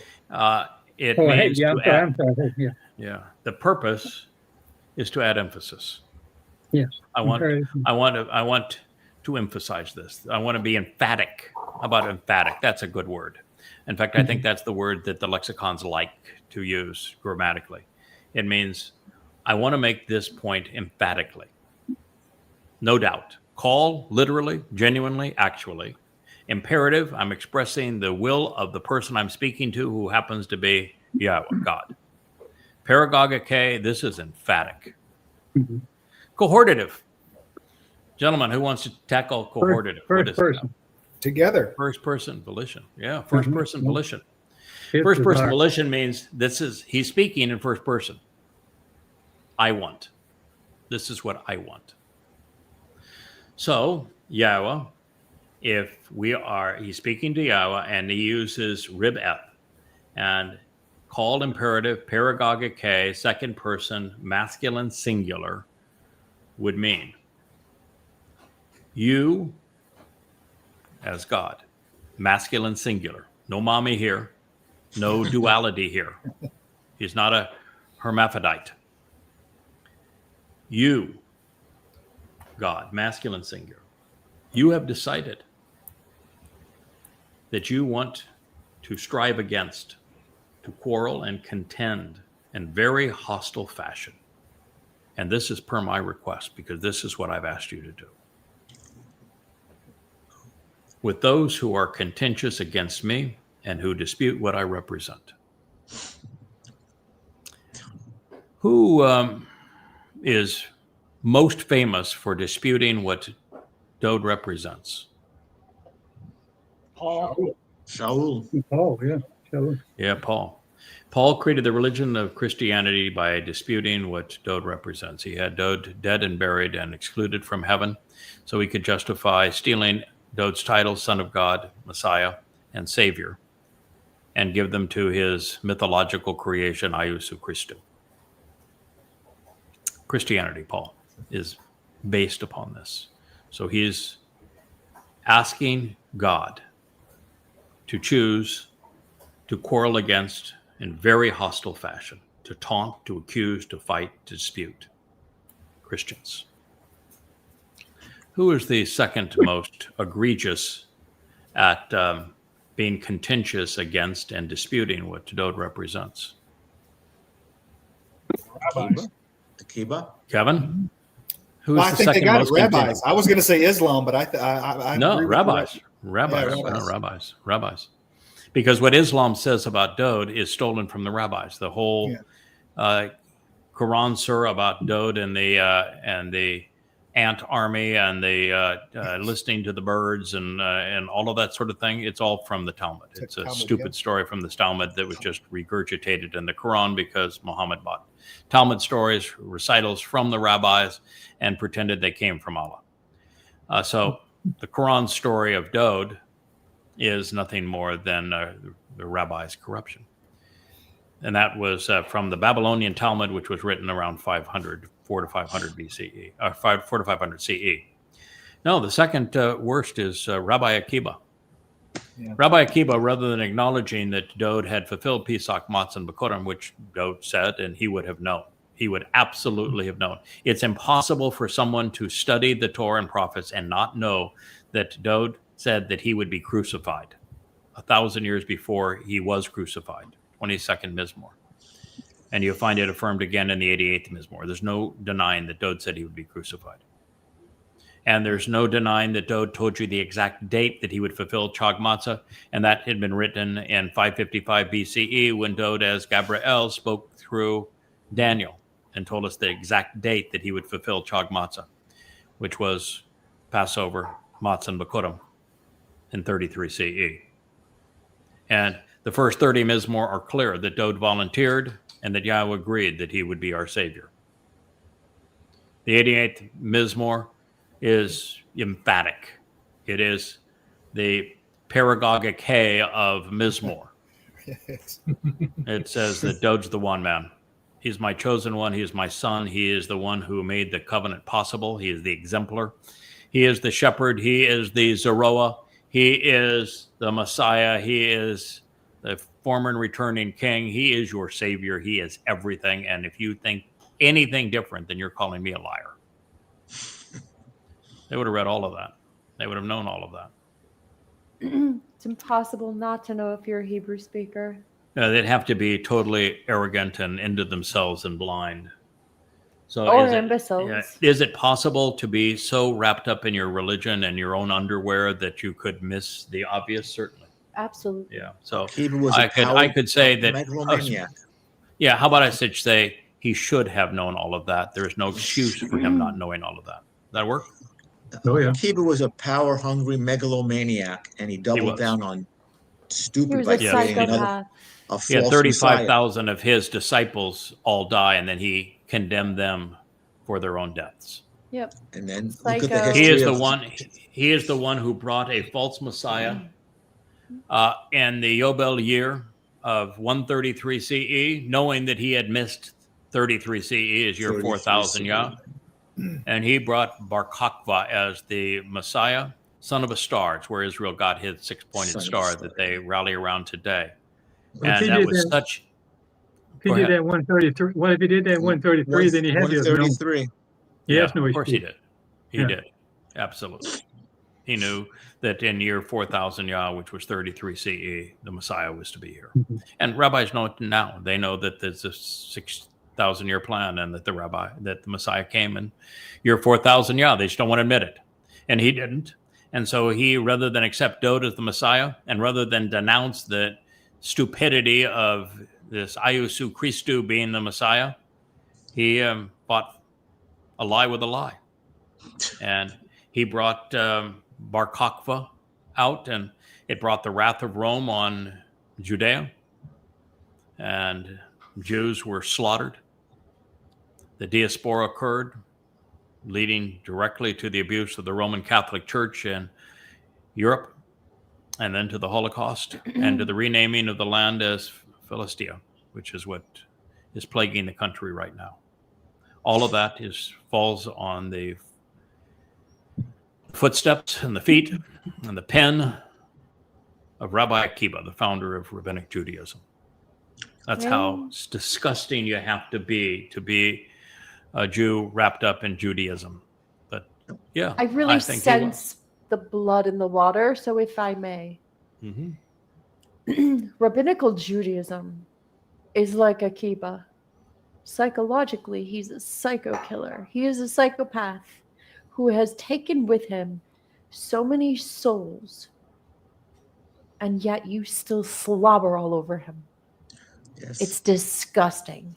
It is disgusting what we have done to each other. There's 4 or 5 Jews that are going to be in the top 10 most hated by God. They start with the first person to call himself a rabbi, the person that you mentioned, Paul. Shaul, who became Paul. He's called the plague of death. He is the number one enemy of God. He wrote the first 14 books of the Christian New Testament. He's the one who created the religion of Christianity and the myth of Christ. He'll be number one. There's a Jew that people don't know was a Jew, but he was every bit of a Jew.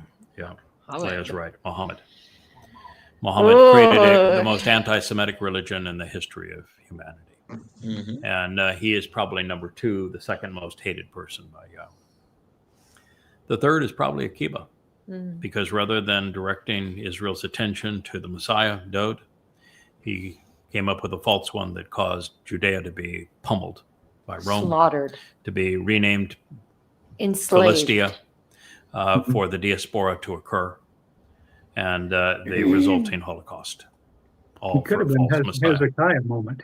As He could have been, but he had exactly the opposite. So Akiba is probably the third most hated person. As a Yehud, I find it very just bizarre that we basically worship a God who got us enslaved, slaughtered, starved. Yep. I mean, correct. the worst of humanity befallen on us and dispersed throughout the world. I think the fourth. We worship him. I think the fourth. Make no mistake, Yahud worship him. I have to concur with my sister Leah. I have lost many a friend over this, and I gladly walk away from them because they are Akiba worshippers. Yeah, and Akiba is the father of Rabbinic Judaism. There's no getting around it. The one that codified is Maimonides, and I would put him in the fourth position as the fourth most reprehensible person who ever lived, and God's fourth most hated individual that will be in Sheol. But yes, Maimonides and Akiba, and Akiba is worse than Maimonides. Yeah. It's repulsive what's been done, and trying to undo it is quite the task, but nonetheless. And it should be the easiest task in the world. All you have to do is to say, excuse me, but the father of Rabbinic Judaism lied to you about the Messiah. He brought a false Messiah when the real Messiah was absolutely known. And that false Messiah brought the wrath of Rome on Judea and caused the land to be destroyed, caused Jews to be crucified in the hundreds of thousands, caused the Jews to be brought into Europe as slaves, where they stayed as slaves to the Roman Catholic Church that grew out of Imperial Rome. And it led directly to the Holocaust and the pogroms that were so brutal to Jews, and the renaming of the land that you're dealing with right now, which will lead to this creation of a Palestinian state over this Philistia that Correction, that Fakestein. Hadrian brought upon Israel because of Akiba. Mhm. And so to All because and of have Akiba. 35,000 of his own accolades all die and him blame them for their deaths. He was the most repulsive, disgusting, reprehensible, ignorant, egomaniacal psychopath Piece of shit. ever. I mean, he is every bit as disgusting as Paul, every bit as disgusting as Muhammad. And then you should be able to explain that to Jews. And if they're dealing with, like 5 active brain cells, you'd say, yeah, that's pretty stupid. We ought to stop believing in rabbinic Judaism, considering how it began.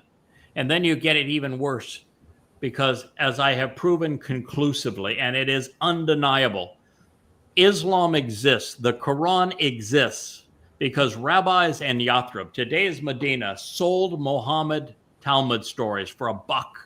They created the Quran without the rabbis selling Muhammad Talmud stories to flesh out the Quran, to give it a sense of religiosity.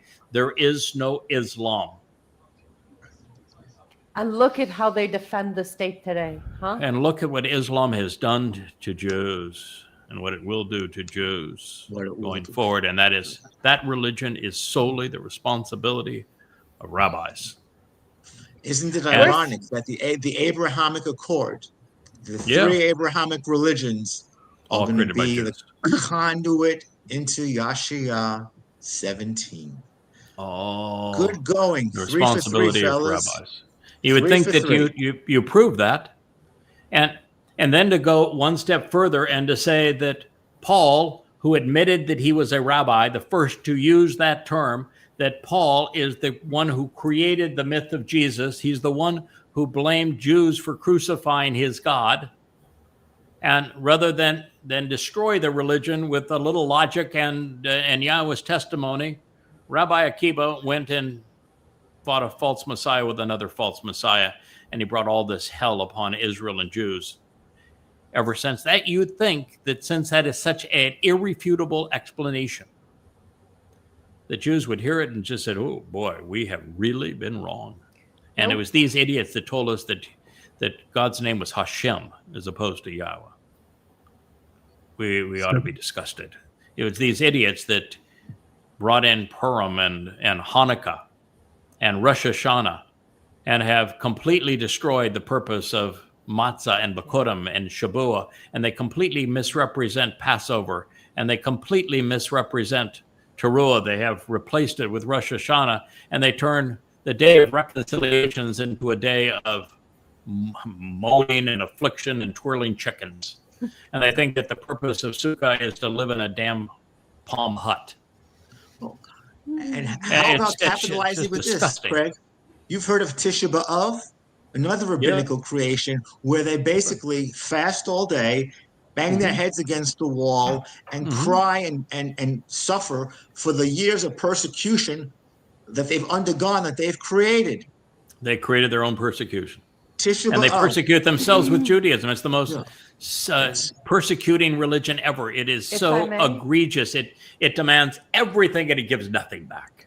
Moronism on steroids. It's the opposite of what Yahowah has to offer. Of course. Yahowah offers liberation. Yeah.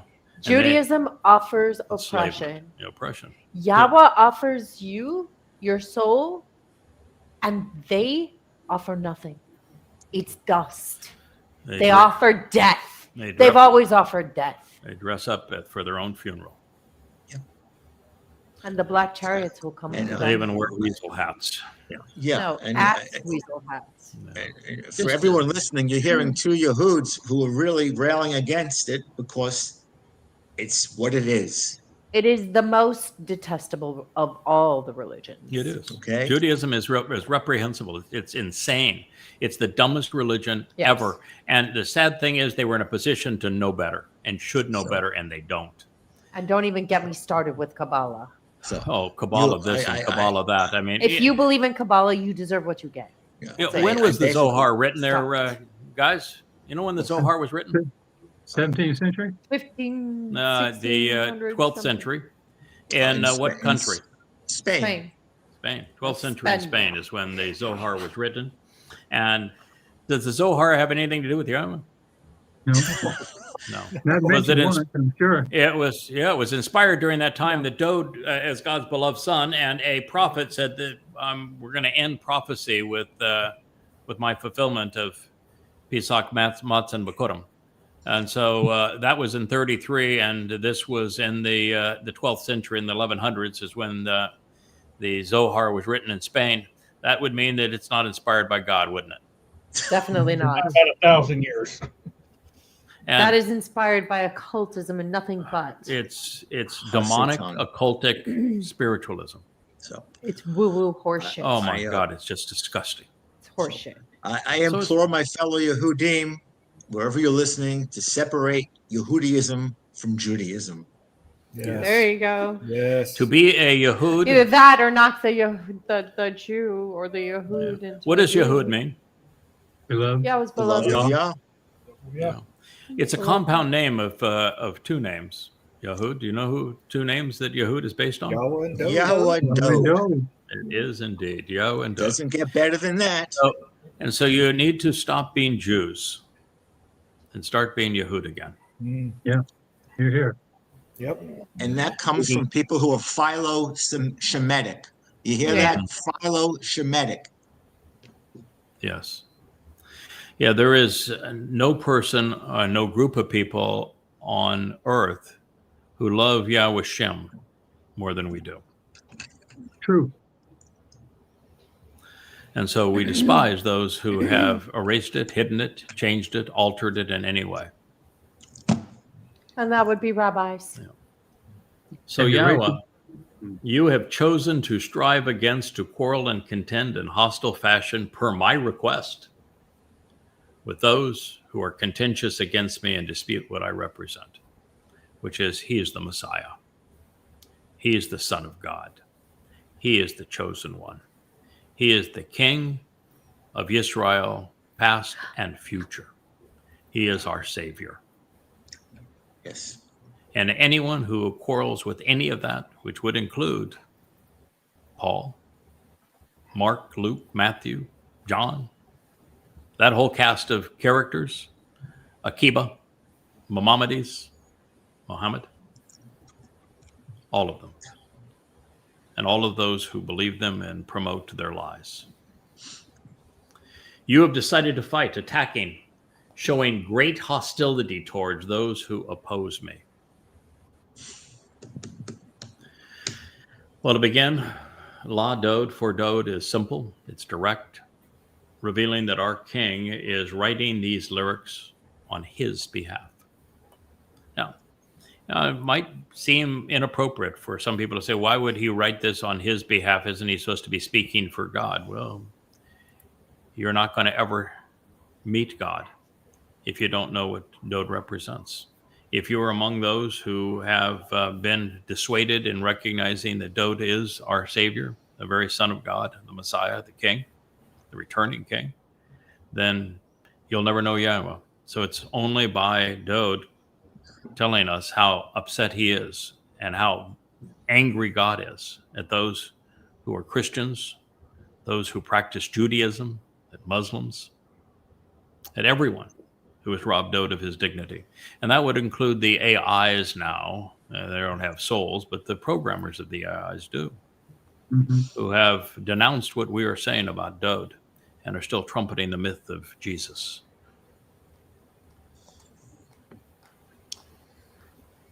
Dowd wants to restore his reputation, and he should. He wants to reclaim his accomplishments from those who have robbed him of both Christianity and Judaism. As we have noted previously, Dowd is extremely disappointed. He is disgusted. He is angry with people generally and Israel specifically. And he should be. Absolutely. He not only suffered excruciating pain of crucifixion to fulfill Pesach, but he also endured the anguish of Sheol, going into hell on Matzah, doing both to extend our lives and to perfect our souls. He was already right with God. He wrote extensively about his impending sacrifices, leading us without excuse. He wrote about crucifixion 1,000 years before he endured it, 600 years before it was invented by the Romans, 700 years before, 600 years before Rome existed, 700 years before they invented crucifixion, 1,000 years before he endured it, and then told us the exact day that he would suffer it. And we didn't listen. Never do. He Still not told listening. us, still not listening. Nope. In spite of all this, Jews created Judaism, Christianity, and Islam, all to defraud Dowd, the very Son of God, robbing from him his accolades and achievements. It was as if he endured it all for nothing. And he's so angry, he's asked God to strike back. You don't want God striking at you. I'm going to tell you. He's lethal when he wants to be, and it's even worse when he gets mad, and he's really mad, because there's far worse than God taking someone's life. That's sending him off to Sheol, and God is really upset. And it's not just that Dowd wants this, that God wants it too. He is more bothered by his son's achievements and the accolades that he offered his son being stolen than he is on any other crime. He wrote the 89th Mizmowr to tell us all of these things, and even went as far as to say that anything and everything that I've said about Dowd, it all has to be true or I'm a liar. And he said, Dowd's my son. He's the Messiah. He's the returning king. He's Elyon. Put that in your pipe and smoke it. Twice. 3 times. Dowd, therefore, is seeking recompense. He's seeking revenge. He's upset. He's going to get it too, because Yahowah is as frustrated with the thieves as is his son. Together, they will accuse and taunt, dispute, and oppose those who have been contentious toward our God and the actual Messiah, the Son of God and Savior. This pits billions against the Almighty and King. You know, when we are Sure does. confronted with the Mother Goddess cult, and they've come out of the closet, they have committed suicide, they have actually posted their full Mother Goddess Manifesto. Yeah, that's what I was going to say. and I have now read God's retort to them, because they always hang themselves on their own citations, and I have now God, it's so represented beautiful. God's answer to them. And I want to tell you, God is really smart. I decided this time I'm just going to get out of the way. Let God do his thing. Exactly. He is really, really good at this. He likes doing it, and no one can does it better. And so I just let God make his case with those statements, and it is riveting. It just takes your breath away. He's so good at it. Now imagine what he's going to do to those promoting Christianity. Yeah. Imagine what he's going to do to those promoting Judaism. You'll be Oy. pretty.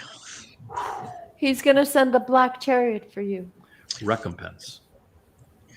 Prior to discovering and sharing Dowd's commitment to fulfilling the spring mikra, and then identifying and advocating on behalf of his titles and his place in our lives, no one recognized what Dowd had achieved, or why he was so frustrated with people for defrauding him that he wanted God to repay their hostility. JB, you and I have been together a long time. While you were contemplating the Torah, did it ever dawn on you that Dowd is actually the Passover lamb? No. I remember when we first started kind of coming to that realization, but yeah, no. Yeah, I came up to the thought about 10 years before I announced it. And then about 5 years before I announced it, I was just really tied up in knots over it. I realized that it made sense, but I couldn't share it because I couldn't fathom why Dowd would volunteer for this or why God would agree to it. Allow it. Yeah. I remember. It took It took 10 years to work through all the issues associated with it. This was not an eureka kind of discovery that you say, well, there it is. Okay, I'm offering it to you. No, it was hidden in plain sight, but it's explaining how Dowd figured out he should do it. Mm-hmm. And then ascertaining why Dowd agreed to do it. And then explaining why God accepted his son's willingness to suffer in this way for the benefits it would deliver. And then proving that every statement that God and Dowd made and every prophet made about this points us right in this direction.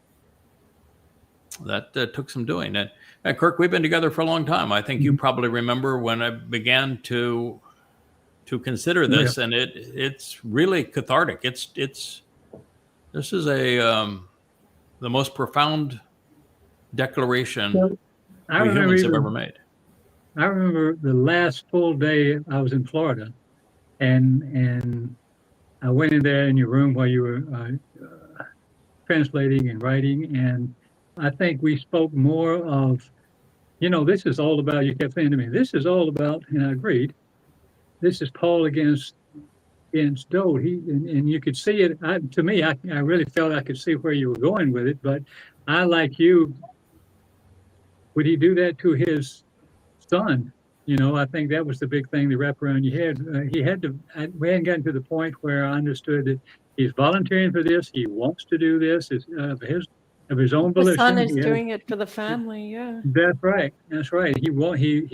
He saw a different perspective because he was already a king of Israel, and he could say, I could do this, and I can get them now. I can capture them in the right kind of way, and he could exalt his father. So we hadn't gotten to that point, or I had not gotten to that point. But you were all over it. You just you're like a good debater. I want to have all my ducks in a row before I open my mouth and say this is. Yeah, and part of that is because what it implies.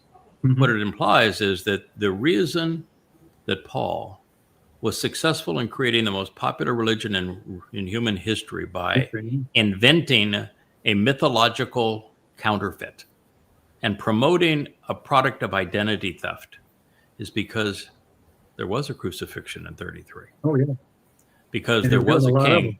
There was a king that was crucified by Rome in 33 CE in Jerusalem. And because that individual was the Son of God. And because that individual was the Messiah. Because it all happened. And because it all happened, it was easy for him to say, well, I'm going to give a new name to that person, and we're going to turn that person into like Dionysus. We're going to blend the two together and turn him into a man god. And without Dowd having done these things in 33, and the Messiah having made this sacrifice for us as the very Son of God, there is no myth for Paul to rob. No man for him to counterfeit, no myth for him to rob, no credibility. No one's going to buy into his story, even though he was writing it 20 years after the fact. And so it was because Dowd did these things that Jesus became the counterfeit. And once you come to that point, now what you have determined is the single most caustic thing you can reveal in this world today, that there was no Jesus, that he is a counterfeit. He's nothing but a product of identity theft created by Paul in his 14 letters, beginning with Galatians in 52 CE. Yeah, so kill your idols. And Think of how much different it would be. Think of how much different it would be if the Septuagint placeholders said Dowd and Yahowah. I mean, yeah. Now we have all the whole fishes and the stories and stuff, and the miracles and everything is all junk that, because the chain of custody on the documents is horrible. Right. We gain nothing from it. But if the Septuagint had said Dowd and Yahowah, I mean, all the pieces are setting right there for you. Yeah. And actually, God gave us a marvelous gift, kind of a backhanded way. But God speaks throughout the Torah and prophets of the Ebonim. Mm-hmm. Mm. And the Ebonim were those who volunteered to be at the right place in the right time. They wanted to do this. And they listened to the Sermon on the Mount that Dowd delivered. and they listened to the Olivet Discourse that Dowd delivered. Those are the two speeches that make the only thing that make Matthew different than the plagiarized portions. With 75% of Matthew comes from plagiarizing Mark and Luke. The only thing that's different is what he took from the Ebonim, who were Hebrew writers who witnessed what Dowd did and revealed the Sermon on the Mount and the Olivet Discourse, both of which individually and collectively destroy Christianity. Yeah. And the only reason we know what Dowd said on those occasions was because of the Ebonim. And so we do have a conduit back to them. Figuring out what the Obed-Edom did was it took some time though to figure out this part of Matthew. It's from the Obed-Edom. What 5:17 through 5:17 to 21. Yeah. Explains why everything else in the Greek text. Yeah. And you can go and the proof of the Ebonim from the Talmud. It's really an interesting story, and there's so many interlacing ways. But the Ebonim knew Yahweh's name; they knew that Dowd was the Messiah of Yahowah, and what they were writing, the rabbis wanted to destroy because, well, if it was Dowd and Yahowah, then there's no room for Judaism, and so when the Ebonim started writing, and they were literate in Hebrew, they weren't writing in Greek. Everything else was written in Greek, much later. They were writing concurrent with these events in Hebrew, and they had a connection fit with them, and they wanted to kill them and destroy the text that they were written. And they had, you can see, and there's arguments in the Talmud saying, but we can't destroy the text because it's got Yahweh's name. What do we do? And they said, but we're going to make an exception on this point, destroy them, even though it's got Yahweh's name, because it was so caustic to Judaism. And so we know about the Ebonim from the rabbis who went against them. And then we know them again because the first to write in Christianity, all of them, spoke of the book of, they called it the book of the Hebrews. And they all mention the book of the Hebrews, and they know that the book of the Hebrews is where Matthew got the Sermon on the Mount and the Olivet Discourse. They know it. And oh, by the way, it also speaks of Jacob being the brother of Dowd. And so it's that's how we know what they wrote, and why you can look at the Sermon on the Mount, and if you analyze it, it is the most anti-Christian text imaginable, as is the Olivet Discourse. Olivet Discourse says if anybody says that you've seen a Christ, if there's a person who calls themselves Christ, don't believe him. That's a real fraud. Olivet Discourse says should be no Christianity. Don't believe anyone who claims to be a Christ. And the Sermon on the Mount, delivered by the Ebonim, says, I didn't come to annul the Torah, but to fulfill every aspect of the Torah. Every stroke of every Hebrew letter in the Torah will be fulfilled so long as the heavens and earth exist. Yeah.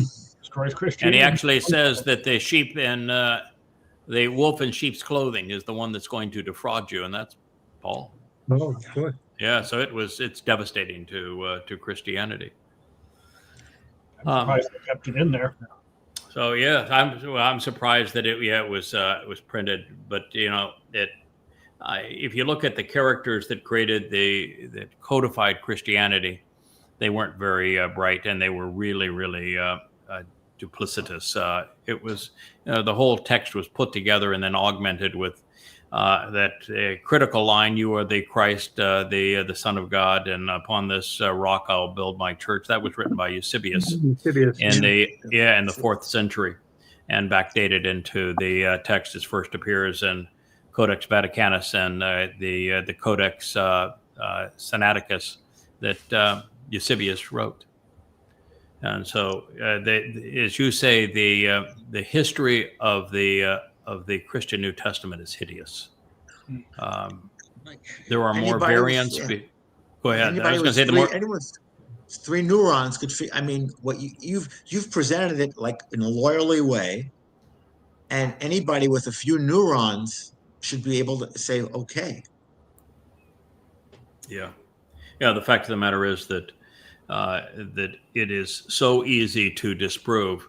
And if you look at the 5 volumes of Twistianity, you can't even get through volume 1 before you would want to puke all over the Christian New Testament. And by the time you're through 5, it's just over. I mean, it's just a thousand nails in the coffin of Christianity by the time it's over. And so this is the fidelity of the text would just throw it out instantly. It was so horribly kept that trusted is ridiculous.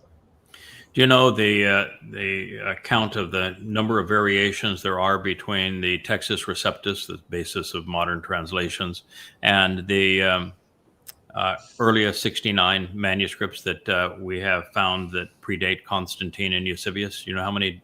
There's 184,000. Yeah, under 300,000. More versions than there are words. More versions than words. That's hard to do. Yeah, that's a lot. As soon as you learn that fact, you should just throw the Greek text away, period. It's just not yeah, those Nimrods that want to say the Christian New Testament is the inerrant word of God and say, which one? You're right. Yeah. Because there's 300,000 known variances between the oldest copies and which you're citing from now. And many of the things that you're citing from, like you are the Christ and upon this rock I will build my church. Oh, by the way, that conversation concludes in both books. Don't tell anybody I'm the Christ. Yeah. and then and both of them also conclude with the pretend Jesus fellow turning to pretend Peter and saying, "Get behind me, Satan," calling him satanic. Yeah. But nonetheless, it's just astonishing that what people will believe, and they will sacrifice their lives claiming that you are Satan for telling them the truth. Yeah, well, it's the errant word of Halal ben Shakar. That's what it is. It is. It is the word of Halal ben Shakar. It is Satan is the Lord. He is the Christian Jesus Christ. He is Allah. He is Hashem. I hate Christianese. It is incredibly disgusting. So rather than being a hateful or selfish request that Dowd made, it's actually in our interest. Absolutely. Because until Dowd's sacrifices are appreciated and accepted, there is no means to reconciliation. Dowd is responsible for making the covenant possible. God actually tells us that the covenant is enabled because of what Dowd achieved. Without Dowd, the benefits of the covenant cannot be delivered. They're delivered by the fulfillment of the spring mikre, Pesach, Matzah, Makodim, all 5 of the benefits of the covenant. Eternal life, perfection, adoption, enrichment, and empowerment. Dowd provided them all. And if you don't know what Dowd did, you can't receive any of them. So you can't be covenant, which means you can't be saved, which means there is no life after this one. So what Dowd is requesting is in our interest. Dowd is responsible for making the covenant possible. To dispute this is worse than dying because it results in an assured reservation in Sheol. Now, as a direct result, to denounce Dowd's herald places the soul also in the same predicament. And that may not sound to many people as being fair. That, Dowd's the one who made these sacrifices. Why would denouncing Dowd's herald, Yada, put you in the same circumstance? It's associative. Who's going to hear about it? Dowd, you're the only one telling people about Dowd. It's associative. Yeah, correct. Without Yada Yahowah, without Yada and Yada Yahowah, the whole thing. Dowd is unknown. It's the equation, Craig. Yada yada to yada yahowah. That's just how it is. That's where the words leave. It is. It truly is. Since Dowd's restoration wasn't known or acknowledged by anyone, and not for over 2,000 years prior to the publication of Yada Yahowah, and the promotion now of this Yahowah blog. Demeaning either is the equivalent of denouncing our Savior. I've had enough of the 2,000 years of religious nonsense and suffering. Human suffering. 2,000 years, hasn't it? Yeah. And it's going to end even worse. Boy, can we ever do an updated vlog on the vlog, my friend, based upon what's happened these last few days. Oh, So, it's like watching the news is like whiplash now. Those who oppose these findings will find that God himself and our King Dowd will will contend against them, will hold them accountable. They have picked a fight with Yahowah, and that is one no one can win. Now you'll note that throughout this Mizmowr that Dowd uses the cohortative and the imperative modes.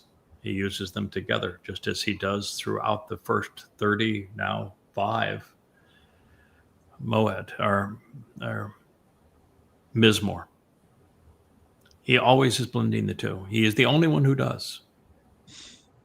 But that's the kind of relationship he has with Yahowah. He's always saying, I want and you want. We want. We have both decided on this. This is what we collectively have decided we want to achieve. It's always with Dowd that the imperative and the cohortative are blended together. And it's difficult to express in English. Well, not difficult, but you have to add words because when something is written in second person and it's you can't express Dowd's desire just by you, can you? So it's got to be you have decided and I want, or I want and you have decided. We both agree that we're going to attack them. We're going to quarrel with them. We're going to taunt them. We're going to be vicious towards those who have quarreled against what Dowd represents. Well, theirs is the greatest crime in human history. Counterfeit. Identity theft. And it remained unresolved prior to our collaboration. That's why our mission is so important, ladies and gentlemen. Until such time as I came to realize that God actually revealed this very message regarding his son Dowd, that no one had perceived that the shepherd is our Savior. No one had been able to deduce that Dowd is the Messiah, the Son of God, the chosen one, the returning king, or that he will live 3 lives, having fulfilled Pesach, Matzah, and Bekurim in 33 CE, or that he will return on Kippurim as the result of taruw'ah for Sukkah in 2033. Without these revelations and the proof that they are valid, God's plan of reconciliation remains unknown, and heaven is off limits. This exceptionally vital assessment must be understood to explain the vitriol on the psalmist's tongue. This is as hostile as we have ever witnessed our king. You've never seen him this angry. You've drawn him, illustrated him, pondered him. We talk about him all the time. He is like he is part of our family. You know, Leah and I, and now Rich, we are always talking about Dowd. Yeah. You're illustrating him. He's the 4th person in the room. He is. He's always the 4th person in the room when Rich is here. And you know, we love him, we respect him, we know him, we care about him. And yet he's been defrauded. And yet I would be livid. Yeah. I would be livid. I'm livid for him. You know, they say counterfeit is the best flattery. That's horseshit. I cry for the fact that here he was, and he agreed to be crucified by Rome and to go into hell carrying our guilt. And rather than appreciate him, his people. You got the big middle finger. I don't even want to say the words that I'm thinking. You would say them, wouldn't you, Asher? Yes, you would. Asher is pretending like she didn't get dinner. And so she is feed me, but I actually fed her dinner probably so early that she has forgotten that she has had dinner, and she's hit. That was first dinner. Don't you know about that was first dinner, Dad. You talk too long. You do this show too long. And we have gone 2 hours and 19 minutes, so we have past our time, and we'll conclude at this point. But I do want to favor, Rich, after you show your handsome face here so everybody knows that you're the man behind the cables, would you play Leah's song one more time? Oh, sure. Because I think it does do a nice job of concluding this program, doesn't it? Yep. So we'll listen one more time. But before he hits go, JB, thank you. My good friend, Dr. Jeff, always appreciated. We got great love for you, Kirk. We will be friends forevermore. And Kevin, you are an extraordinary man. I am so grateful that you're part of our family and that you have volunteered to do all of this work. And there he is. This is the master of the cables, the king of programming, our beloved Rich. Thank you, Rich, for doing this. I can see his little finger. He is so itching to get off the screen and to push Leah's song. Go for it, man.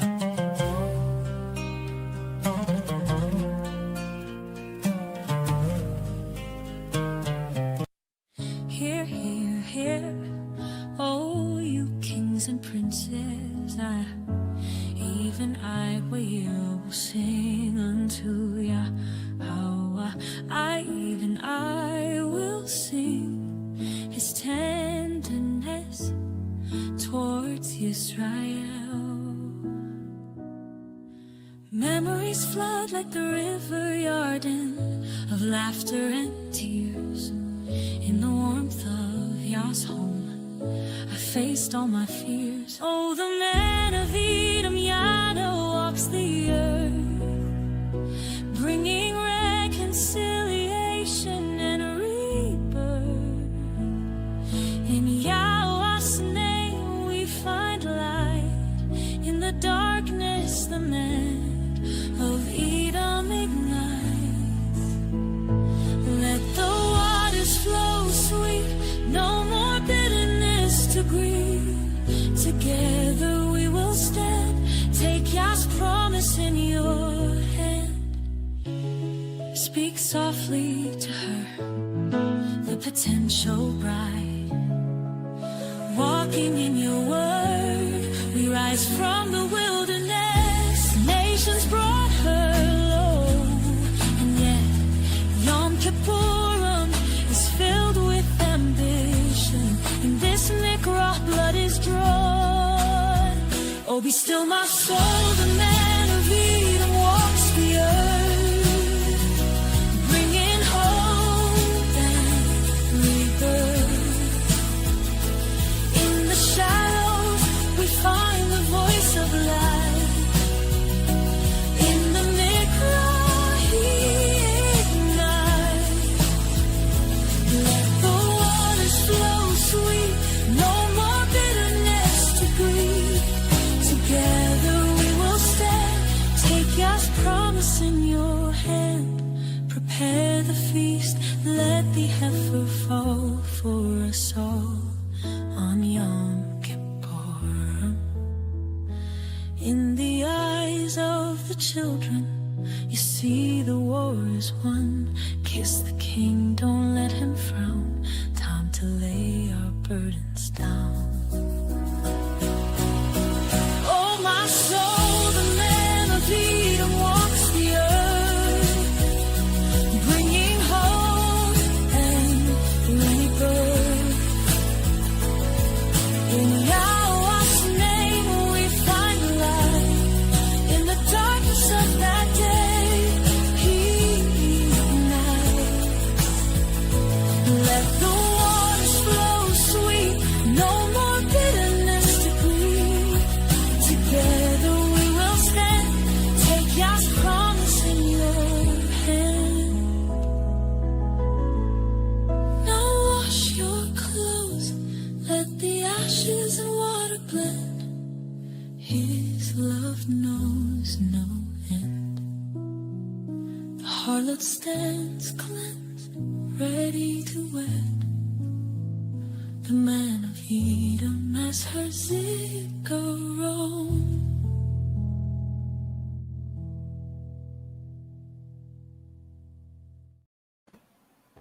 Wow. It's Still a while.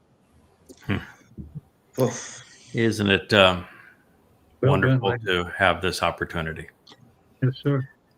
And as Dowd and Yahowah have shown many times, sometimes just the best way to convey a message is to sing about it. Yeah. And what a lovely song to encapsulate everything we've been sharing this evening. Yisrael, this is for you.